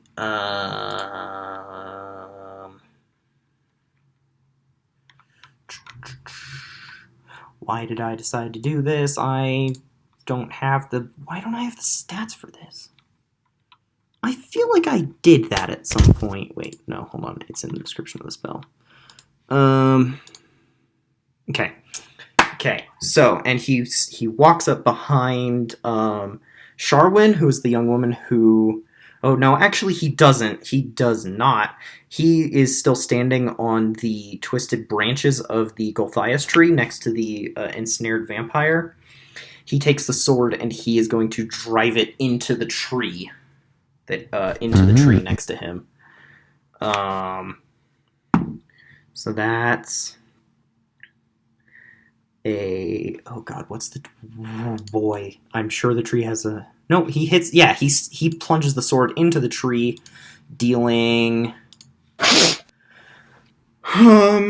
some amount of damage. He deals 10 points of damage to the tree. You don't need to know that, but a deep red sticky sap begins to pour out of the wound as he does so. Cool. There's a lot of blood this episode. Hell yeah. Or There's a vampire blood tree. You rolled in a goblin corpse. You unleashed a dragon on your fucking girlfriend and her party of kobolds. What are you doing with your life? Okay, wait. I didn't release the dragon. Jake let the dragon go. I wanted to kill the dragon, remember? That's true. We did kill the dragon, though. You did. Jake, we're not doing this again. We're not doing this Urag, again. it's your turn. Urag, it's your turn. Your movement speed is reduced by 10 feet. Alright. Oh god, I guess, Oh, hi. Okay, so... How many enemies are in the room How many now? enemies are in the room right now? Do you want me to count them? Okay, you are facing Sir Bradford 4, right? Heckrell, Sherwin Huckrell, Yep. Balak, the Golthias tree, and 3 twig blights that are scattered. Damn! They're scattered around. That's 7, right? Yes, I think. I might have Shit. miscounted. Okay. Okay. Sharwin I'm going and to... Sir Bradford are directly next to you, and Belak is kind of halfway between you and the tree. The twig blights are then scattered between you and Magic Frog. And Alana is back there next to him. I guess I'm going to run 20 feet, I guess, like, just away from all of the huge droves of enemies in front of me. Don't leave me to die again, please. I'm not going to leave you. You're running away. Are you Because I need to heal. Are you sure? Yeah, I'm sure. Are you? Yeah, He's pretty sure. He's pretty sure about leaving me to die. He's pretty sure about a lot of things that Okay. ended up in hold on. my... I'm going to mark Jake in unfortunate- green. Wait, no, hold on. Fumblemore is in red. He's here somewhere. Why can't I? Oh my god. God damn it. Hold on.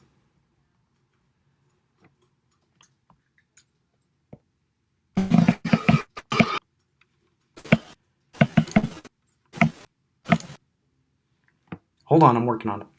I promise. You're good. I'm gonna just mark out a map for you guys real quick of where the hell you are. Can I open it? Can I just directly open this in? No, I cannot. Okay, cool. Cool. This is all wonderful. I'm sure my pencil's dead. That's what's going on. My stylus is dead? No, it's not. It's just not connected. Dance this. Where's my D&D shit? Okay, here we go.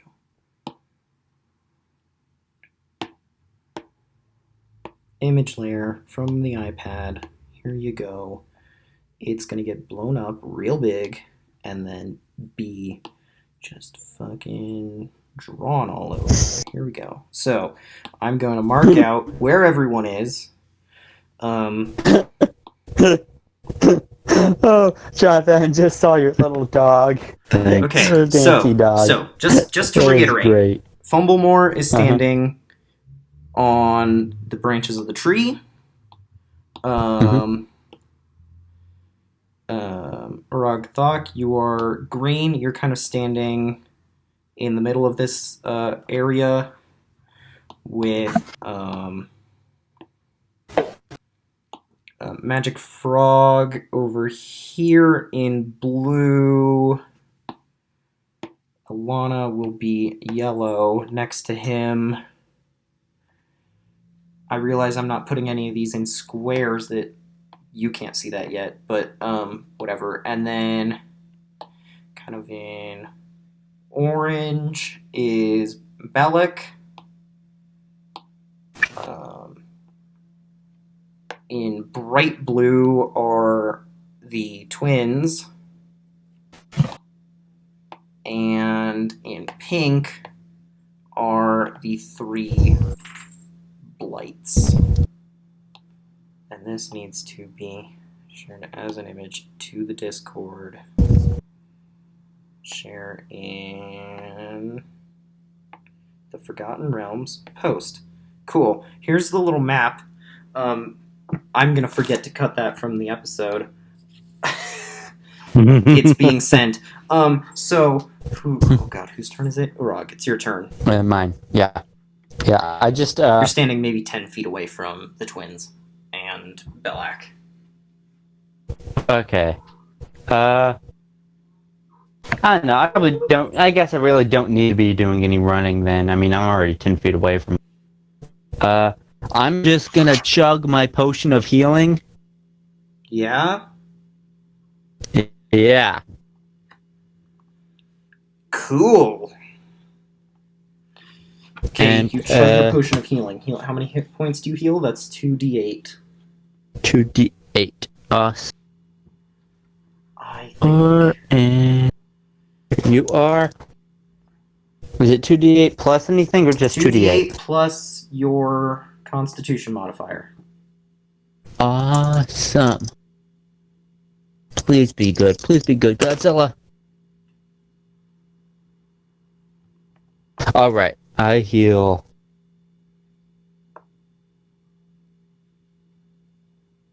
I heal 11 hit points. 11, which brings you up to a total of 26? 19. What? Oh, what? Wait, what? Yeah. Oh! I was at 15, and then you hit me for 7 damage. Did I? Oh, yeah. Okay, 19. Right. There's so many numbers on my screen. I'm having trouble looking at it. Yeah. Okay, so just right now, here is the battlefield. Where's the image? Here's the battlefield. Jonathan, you're breathing in the microphone again. Oh. Come on. Go upload.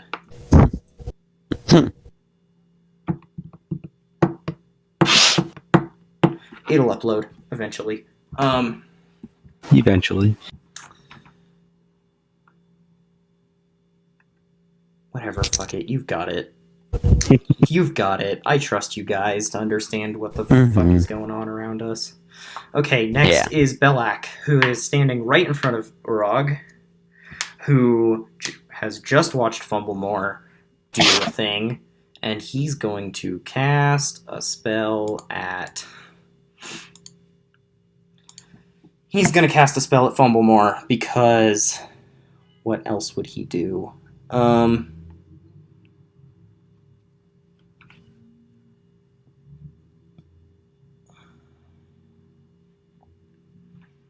He casts... Actually, the first thing he does is he... No. He casts Entangle on Fumblemore. And Fumblemore does... He rolls something. What the fuck has happened to my internet? Is it just... out? Mm-hmm. No, it's still here. Okay, it's just very slow. I can't imagine how bad the audio is right now. The audio is fine over here. In the recording. Oh, and you, I don't know. Can't imagine.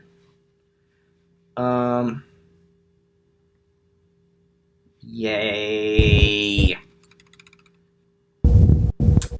Okay, Fumblemore makes a dexterity saving throw, and if that's wrong, I'm sorry, but I'm not actually looking at the spell description right now because it won't load on my computer. Fumblemore fails his thing, and vines sprout up out of the ground and wrap themselves around him, and he is entangled. Next is the tree. The tree does something, which is not something I thought I think you would think. The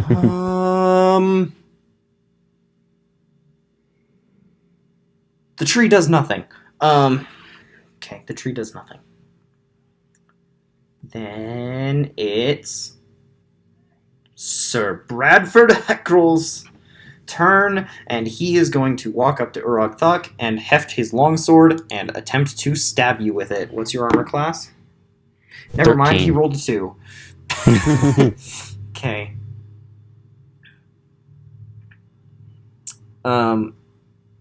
Okay. Entangle's a strength saving throw. Either way, he failed. He also misses you. He also misses stabbing you. So that's cool. Next are the Twig Blights. The Twig Blights advance toward Ilana and Magic Frog. They advance around you. There are now 3 within range of hitting both of you. 2 of them will attack Ilana, and 1 will attack Magic Frog. So 2 of them are going to hit Ilana and deal some amount of damage. They're going to deal 6 damage total.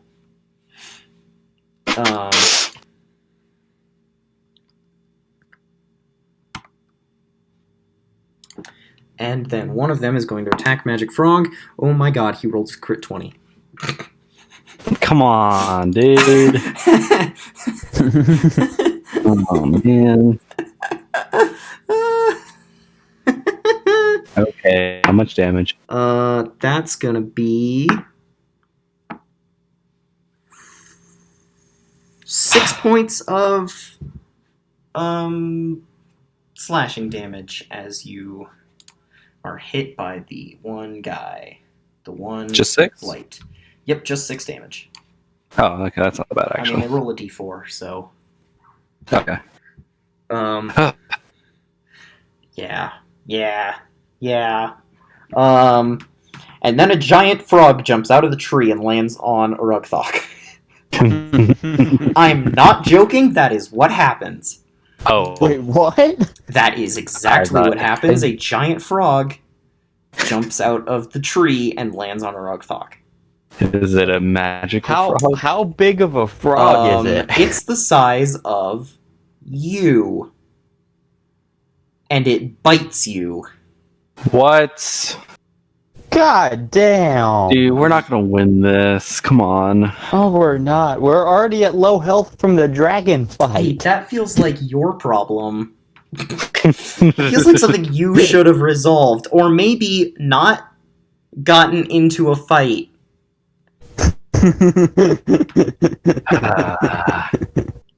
That you absolutely could have avoided. Okay.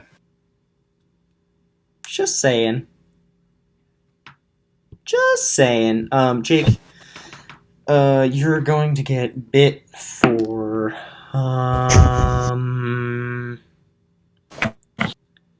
let's see, it bites you for 2 points of damage and grapples you with its tongue. Oh, God. Yeah. Things Yeah. are not Okay. looking good. Yeah. Cool. Next is Ilana.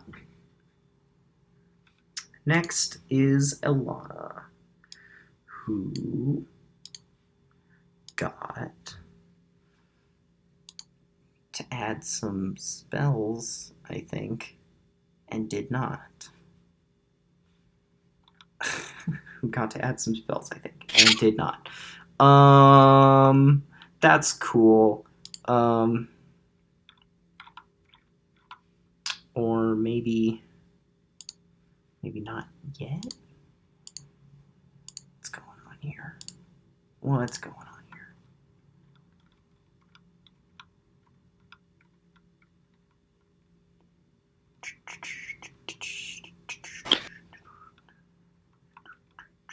No, that is next level. That's her next level. Okay. So she's going to cast a spell. She is going to cast Thunder Wave. Oh no, that is going to hit Magic Frog as well. She is not going to cast Thunder Wave.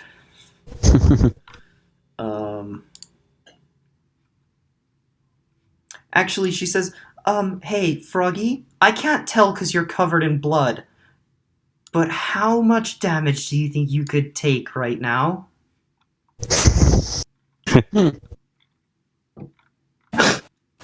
I need to know. And quickly, because we're in the middle of combat.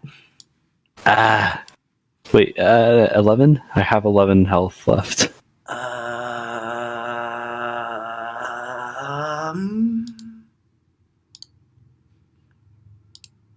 Okay. We're gonna cast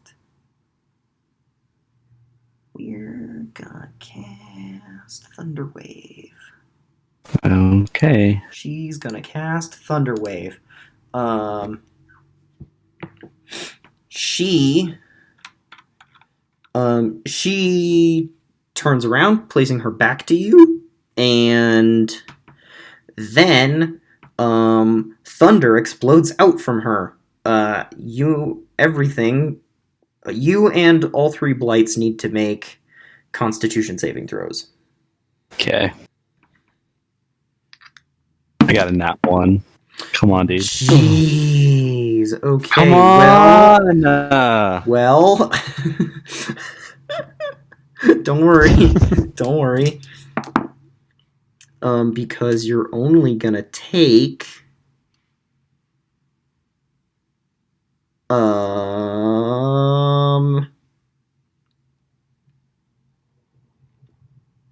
Oh, this was a bad idea.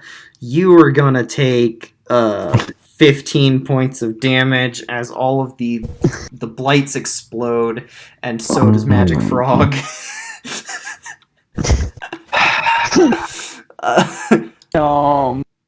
That's 4. That's 4 past my You're fine. limit. You're just unconscious.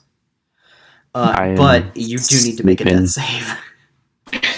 Remind me how to do those again. Just roll a d20. You Oh, want to roll okay. higher than 10. Right, I remember now. I got a 4. You got a 4? That's a failure. Putting that in the failures thing. Yep, so you're going to fill in a failure box. Cool. This is great, good game. guys. Sharwin is going to cast a spell at Fumblemore, who is still entangled in the tree. She casts Magic Missile, hitting him for 5, 8, 12 points of magic damage. Yeah.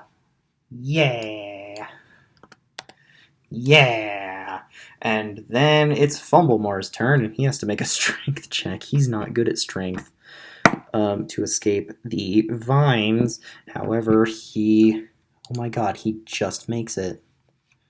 He cuts his way out of the vines with his sword and falls to the ground.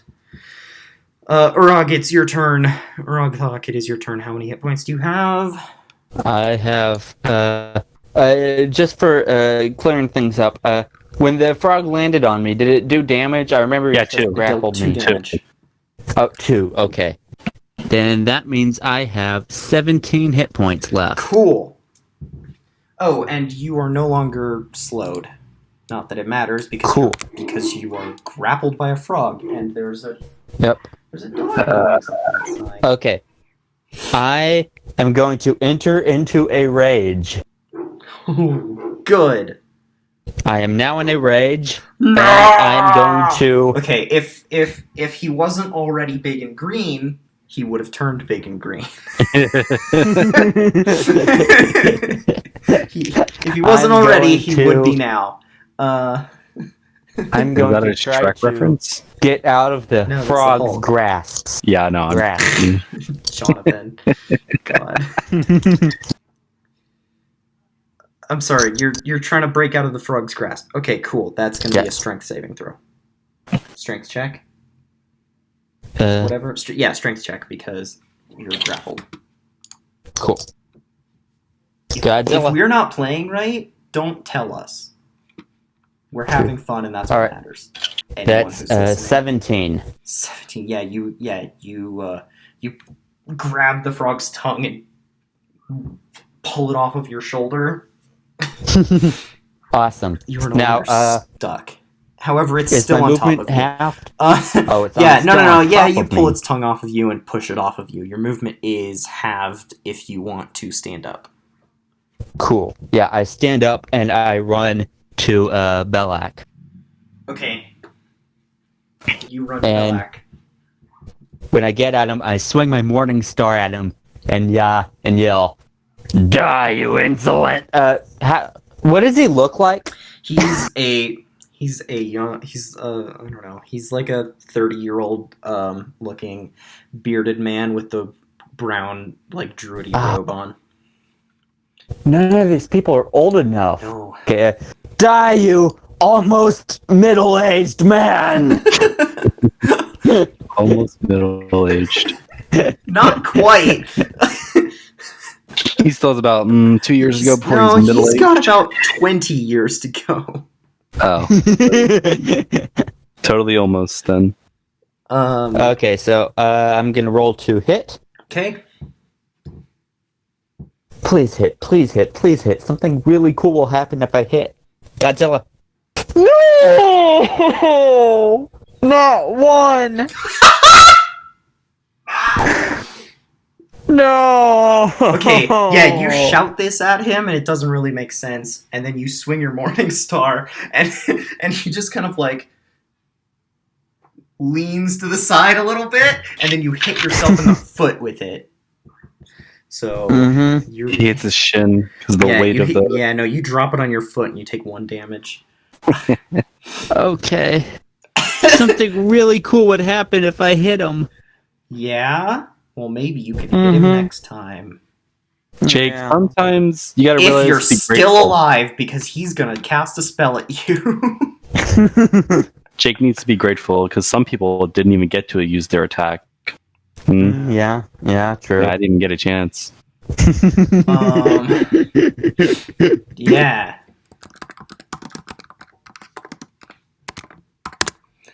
Okay, yeah, he steps out of the way of your attack a little bit, and then he extends his open hand toward you and make a Constitution saving throw as he casts poison spray right in your face. Okay. Please do good this time, Godzilla. Okay, that's 17.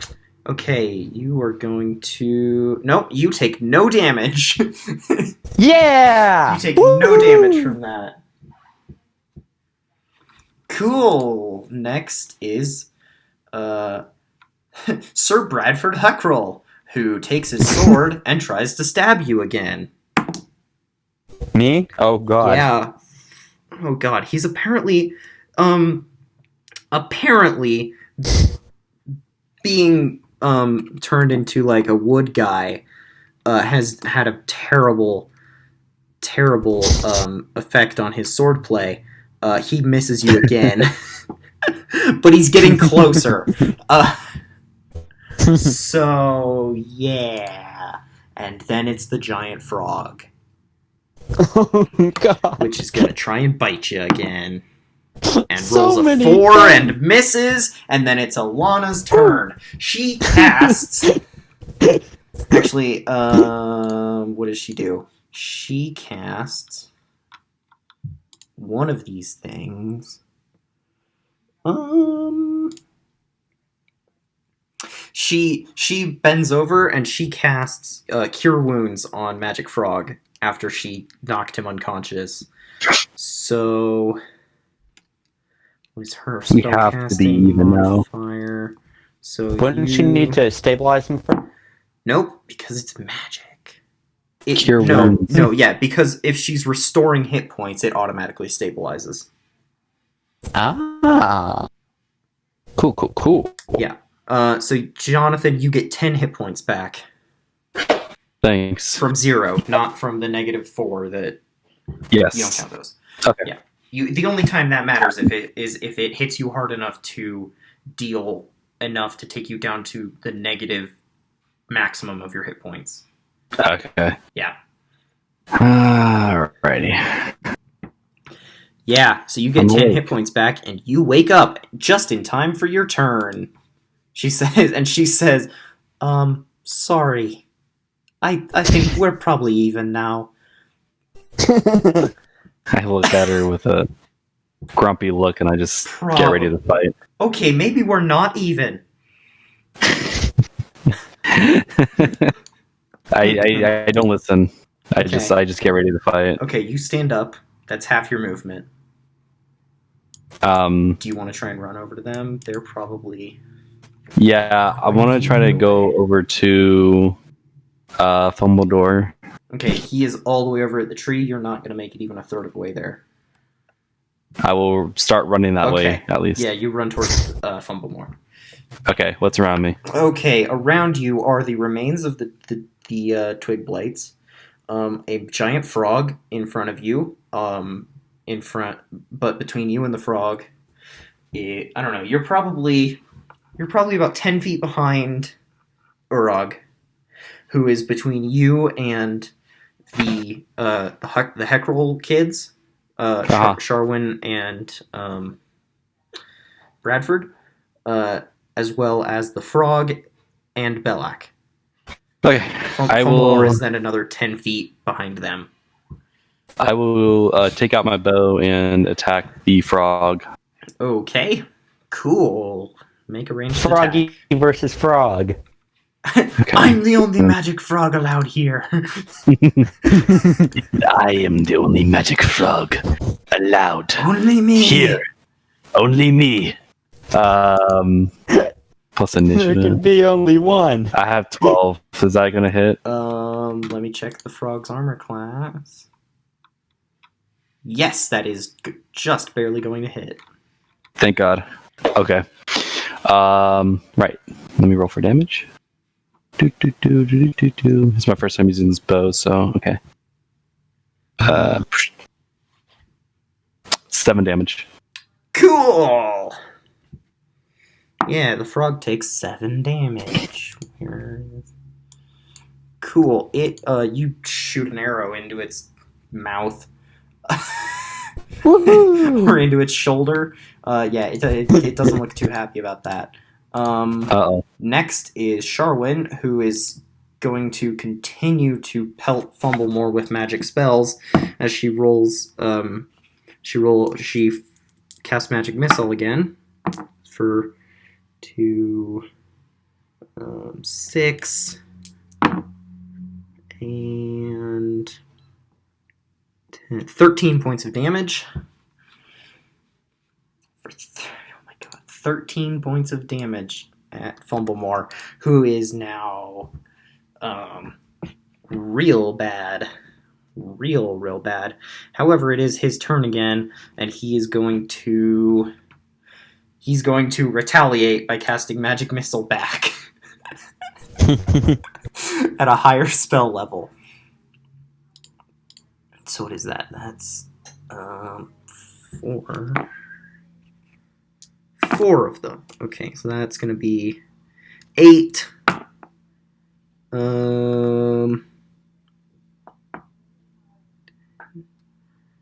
16 points of damage to her. Oh boy, yeah, no, he retaliates by casting magic missile, and she is knocked to the ground unconscious. She's knocked unconscious to the ground.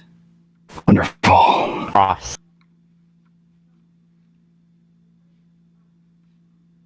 Like, she's out, but she's still alive. Must make that clear. Cool.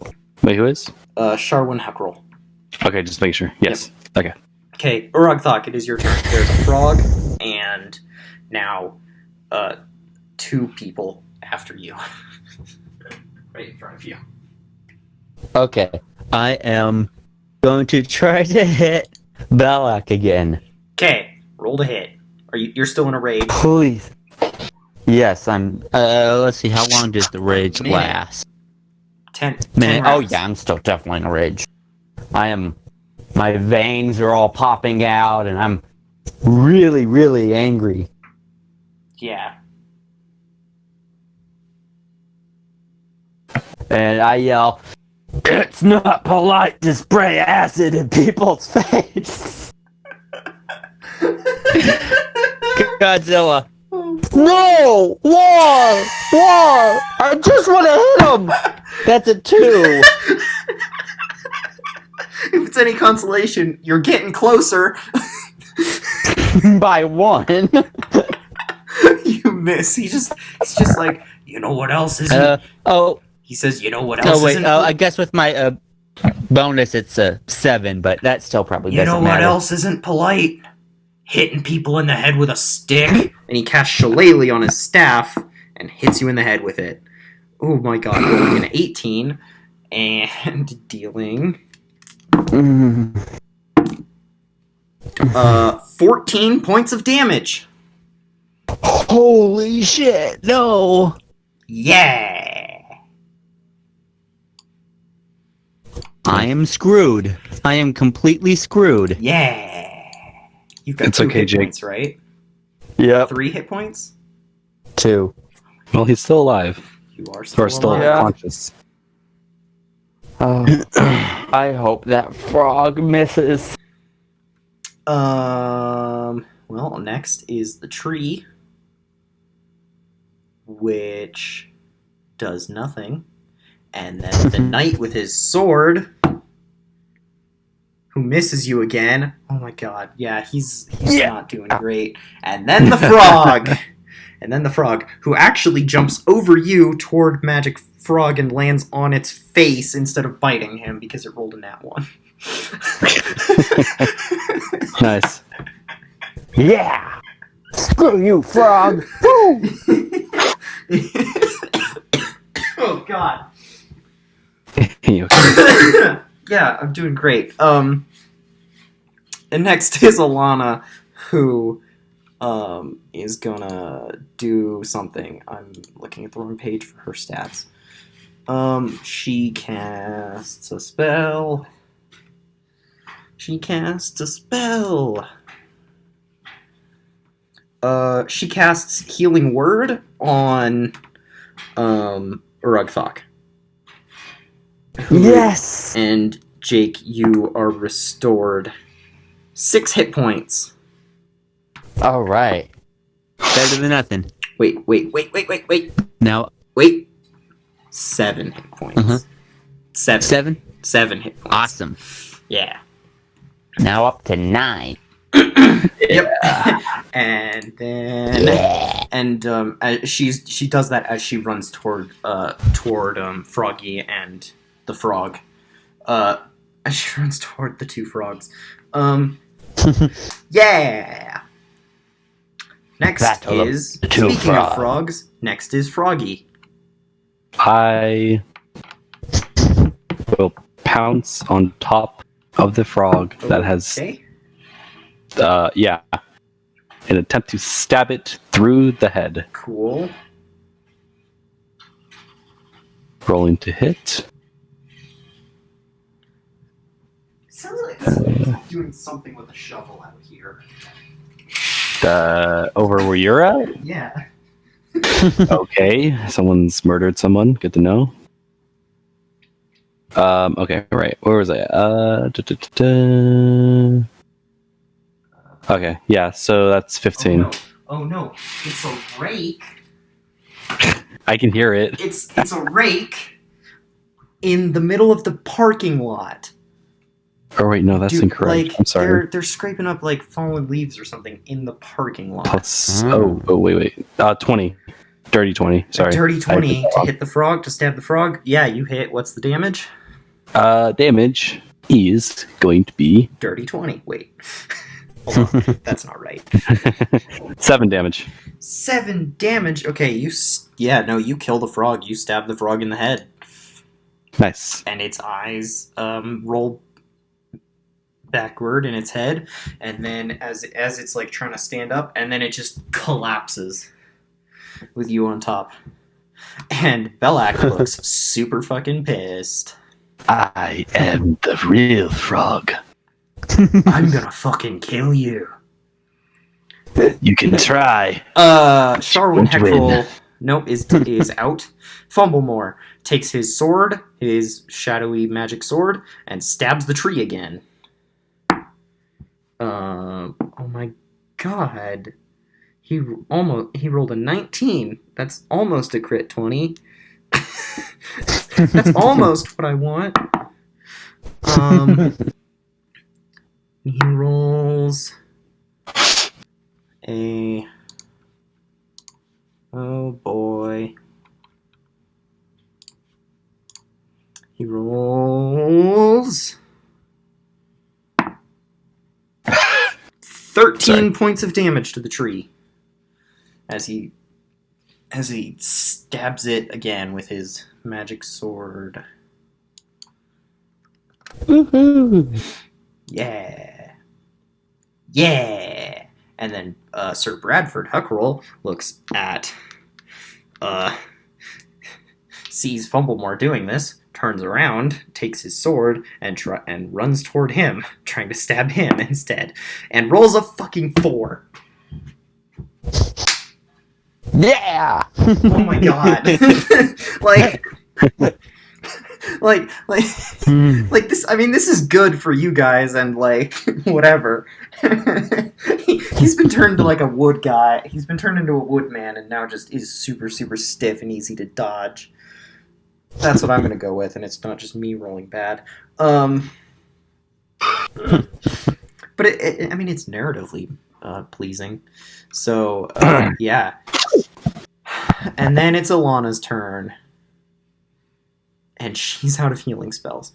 Oh boy. Oh no, she's got one more in her.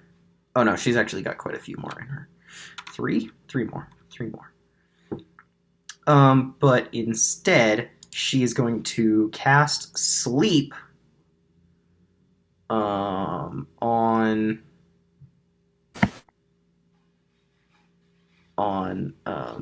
Sir Bradford Heckrol. So I need to roll just a billion d8s.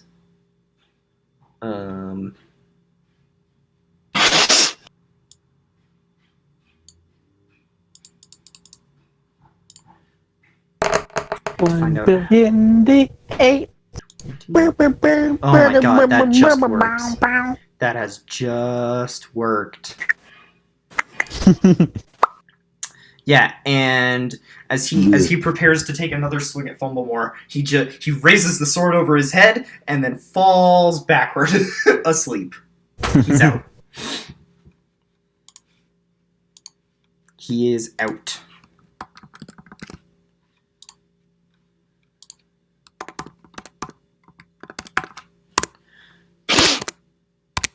Cool. Next is Magic Frog. You're dead. No, hold on. You're on top of the dead Magic Frog. Yes. The other frog. Okay. What do you do? I pull out a little flute and I play a tune Uh-huh. like Oh, that, boy. but longer. Uh-huh. And I use my night collar. For that? That, Do you want to do a demonstrate? Wait, hold on. I want you to tell me what you're doing first, and then you can play your tune while I tell you what happens. I pulled out the night collar to call upon the undead to help with this battle. You did what now? I called upon the Hold undead. on. Let me go find this. You forgot that I picked this up, Jake. You forgot that I had this. No, I know. I remember this. I remember this now. I just need to figure it out. It has the name Nightcaller inscribed on it in Dwarvish. Okay, Nightcaller. The whistle. You pull out the transparent crystal whistle carved in the shape of a tiny dragon curled up like a snail, and you put it to your lips and blow into it. And nothing happens. Why? Because nobody cast identify on this object to know what it does. Okay, is that a retcon, or have I used my action? No, you have used your action. I am sad. Okay, I guess because nobody took the time to figure out how it worked. Okay, fair enough. Okay, I will just you only read the Dwarvish to find out what it was called. Yeah, the Dwarvish described on that side. I'll use cunning action and hide. You're like, tweet! Ah, shit. And then you just dive behind the dead frog? Yeah, pretty much, yeah. Okay. So, yeah, you've hidden and you have full cover, but everyone totally knows where you are. because that's how object permanence works, not because that's how, like, yes. yeah, like they know where you, or they know at least where you hid. Like, if you end up moving somewhere, you'll have to make a stealth check, but if you end up trying to move somewhere and stay hidden, they will lose track of you. Fair enough. So next is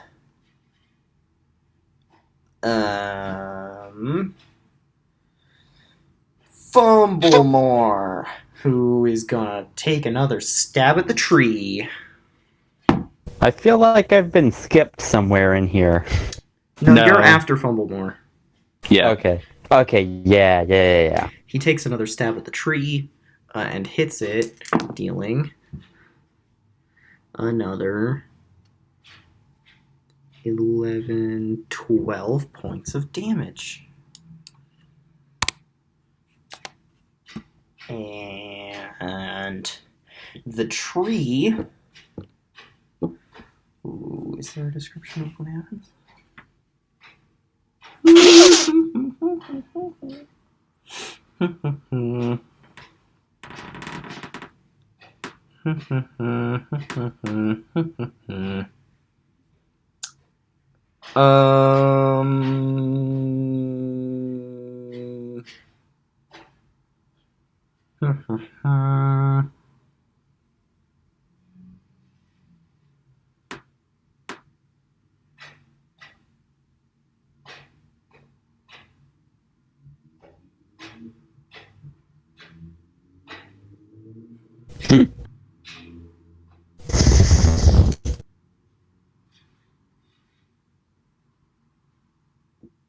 Yeah, the tree which was already like a pallid gray, begins to shudder, and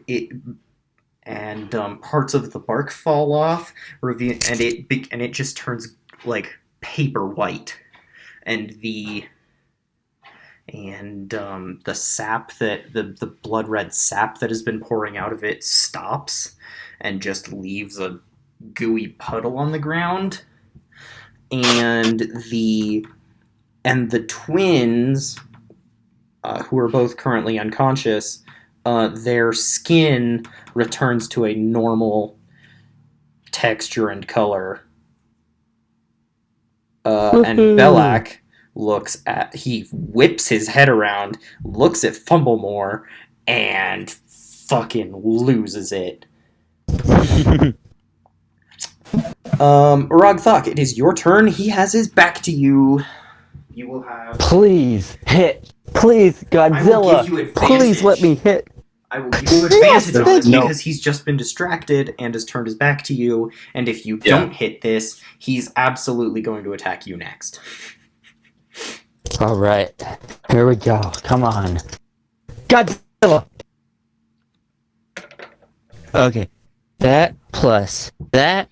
That's 21 to hit. Okay, yeah, you hit him. What do you? Woo! Look over here! Yeah. You hit him. What do you do? Radio. What do you do? Let's Raise see your here. mace over your head and shout. I shout. What's something good to shout?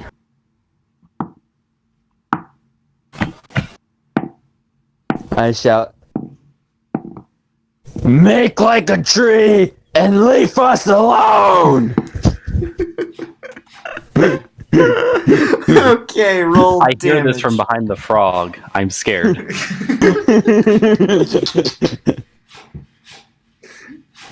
What the hell is going on outside? I can only imagine what's going on when I lift my head from this dead frog. That's all. That is 4 plus 9. Man, I don't want to know. Okay, he takes 11 damage, and as I hit him, some spectral orcish warriors appear around me, and while you rage, first creature, and wait. And make First attack creature you rolls. hit with in it on turn becomes yours. Generous attack until. Okay, and they just like they don't attack it, but they're going to hinder his attack rolls. While you're raging, the first creature you... So he is going to have disadvantage on everyone else but me, Which hinders and until the start of your next turn. The creature and has if he disadvantage. manages to hit anyone who is not me, He has then disadvantage. they will take half damage. He has disadvantage on attacks that aren't against you, and hits. That creature has resistance. Okay, yeah, and deals half damage. Okay, cool. Yeah. Well, it's his turn next, and I'm gonna say you've actually knocked him to the ground. Yeah. Shut the fuck up out there! You're just scraping on concrete. What a weirdo. He might be trying to actively, Sabotage our show. yeah. That seems Sabotage. yeah, Jonathan. That seems likely. I heard those guys playing D&D. They're running a podcast. It would be funny if I went out with a, Concrete. You know if what I would went out there It would with be a rake great for if 3 I hours. if I just scraped a rake against the concrete again outside their door. And don't stop until he gets mad at me. That'd be so funny.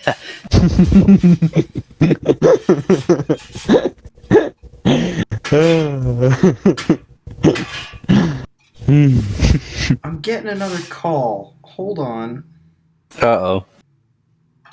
Sorry, folks. We are having technical difficulties and raking difficulties. Yeah, we're having difficulties in every possible form. If you would like to watch the actual podcast, please skip to the end. Just kidding.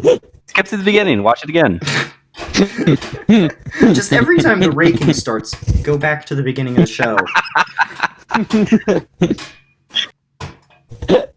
I imagine someone in the comments like, "Oh man, I can't get past the first raking." Damn, this is harder than I thought. Every time the raking shows up in the audio, drink. That's See what happens. I've counted at least 10 rakings since I've started. Oh my.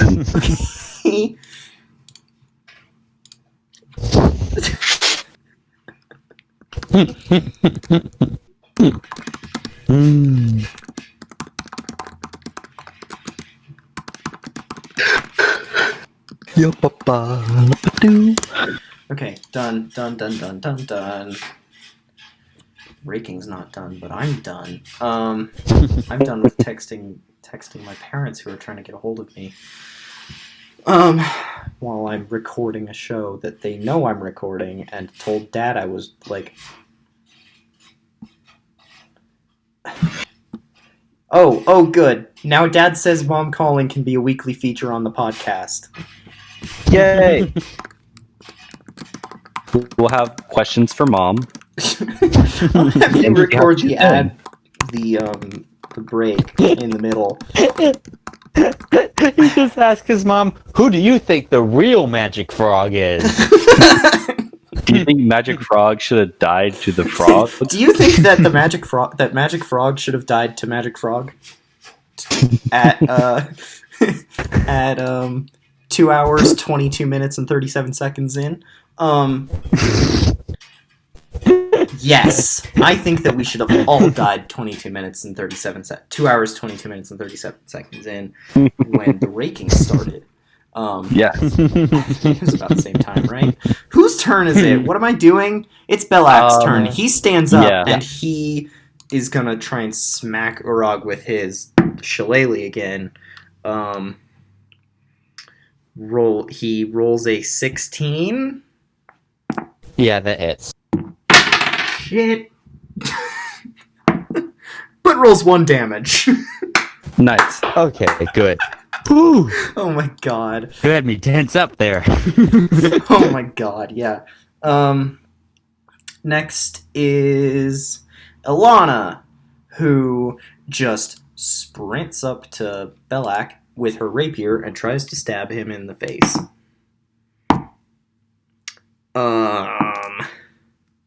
Rolling a 16 to hit, which does hit, at which point she deals 8 points of damage to him. Yeah. And he's covered in blood. He doesn't look good. Everybody's covered in blood. Magic Frog, you are hidden behind a frog, and it's your turn. Wow. The pairing, the matchups are just perfect today. Huh? We got Magic Frog fighting the frog. We've got Urag'Thak fighting a druid who he can't hit. And we've got Fumblemore fighting a tree and level 1 wizard. This is great. Hey, imagine how this fight would have gone if you guys hadn't leveled up right before we started playing. Oh no. Not good. Is there cover nearby I can run to, or you have total cover behind the frog. They just know where you are. Like, if they shot a spell or an arrow at you, they wouldn't hit you. Or he would not hit you. But... Okay. I guess I'll Can I make it to Fumbledore? Sure. Alright, I run to Fumbledore. Okay, you run to Fumblemore. There's no D in his name. Sorry, Fumblemore. Sorry, I got it mixed up. Fumblemore. Yeah, you run to Fumblemore. And where's that wizard at? He's fighting Urag. Wait, the wizard? She is unconscious. Sorry, what was that you cut out? The druid is fighting Urag. The wizard is unconscious on the ground. Sharwin Huckroll is unconscious. Okay. I stabbed the tree with Fumble. The tree has died already. Oh, it's already dead. Did you miss that? Yes. No, I remember. I just didn't know if that was like a story beat or if that was like it's actually dead in gameplay. Okay. Yeah, no, it's dead. And you said the wizard was like a wood person first before, right? Yes, and she's no longer, and neither is her she's brother. no longer. Right. Okay. Shit. They're both alive. Attack. They're just unconscious. You could attack. You instead of running all the way up to the tree, you could just run up to Belak and attack him. Yeah, can I do that? Yeah. Okay. I'll try to stab him in the chest with my short sword. Okay. Guys, I'll do my best to do maps in Roll20. I'll do my best. Okay. Right, so that's plus... That's 13. Does that hit? Yes, that will hit. Okay. Righty. 5, 9 damage. Okay, with what? With your short sword? Yeah. How do you stabbing. want him to die? How does he die, Jonathan? How do you kill him? I just want to plunge the sword in his chest, just deep. Maybe even across if I can. Cool. Like, Yeah. Out through the other side. Yeah. You just jab the sword through his chest. And Sweet. Then he suddenly becomes very, very heavy and falls to the ground on his back with your sword still embedded in him. All right, I pull up the sword. Congrats! You finished combat. Woo! You all survived.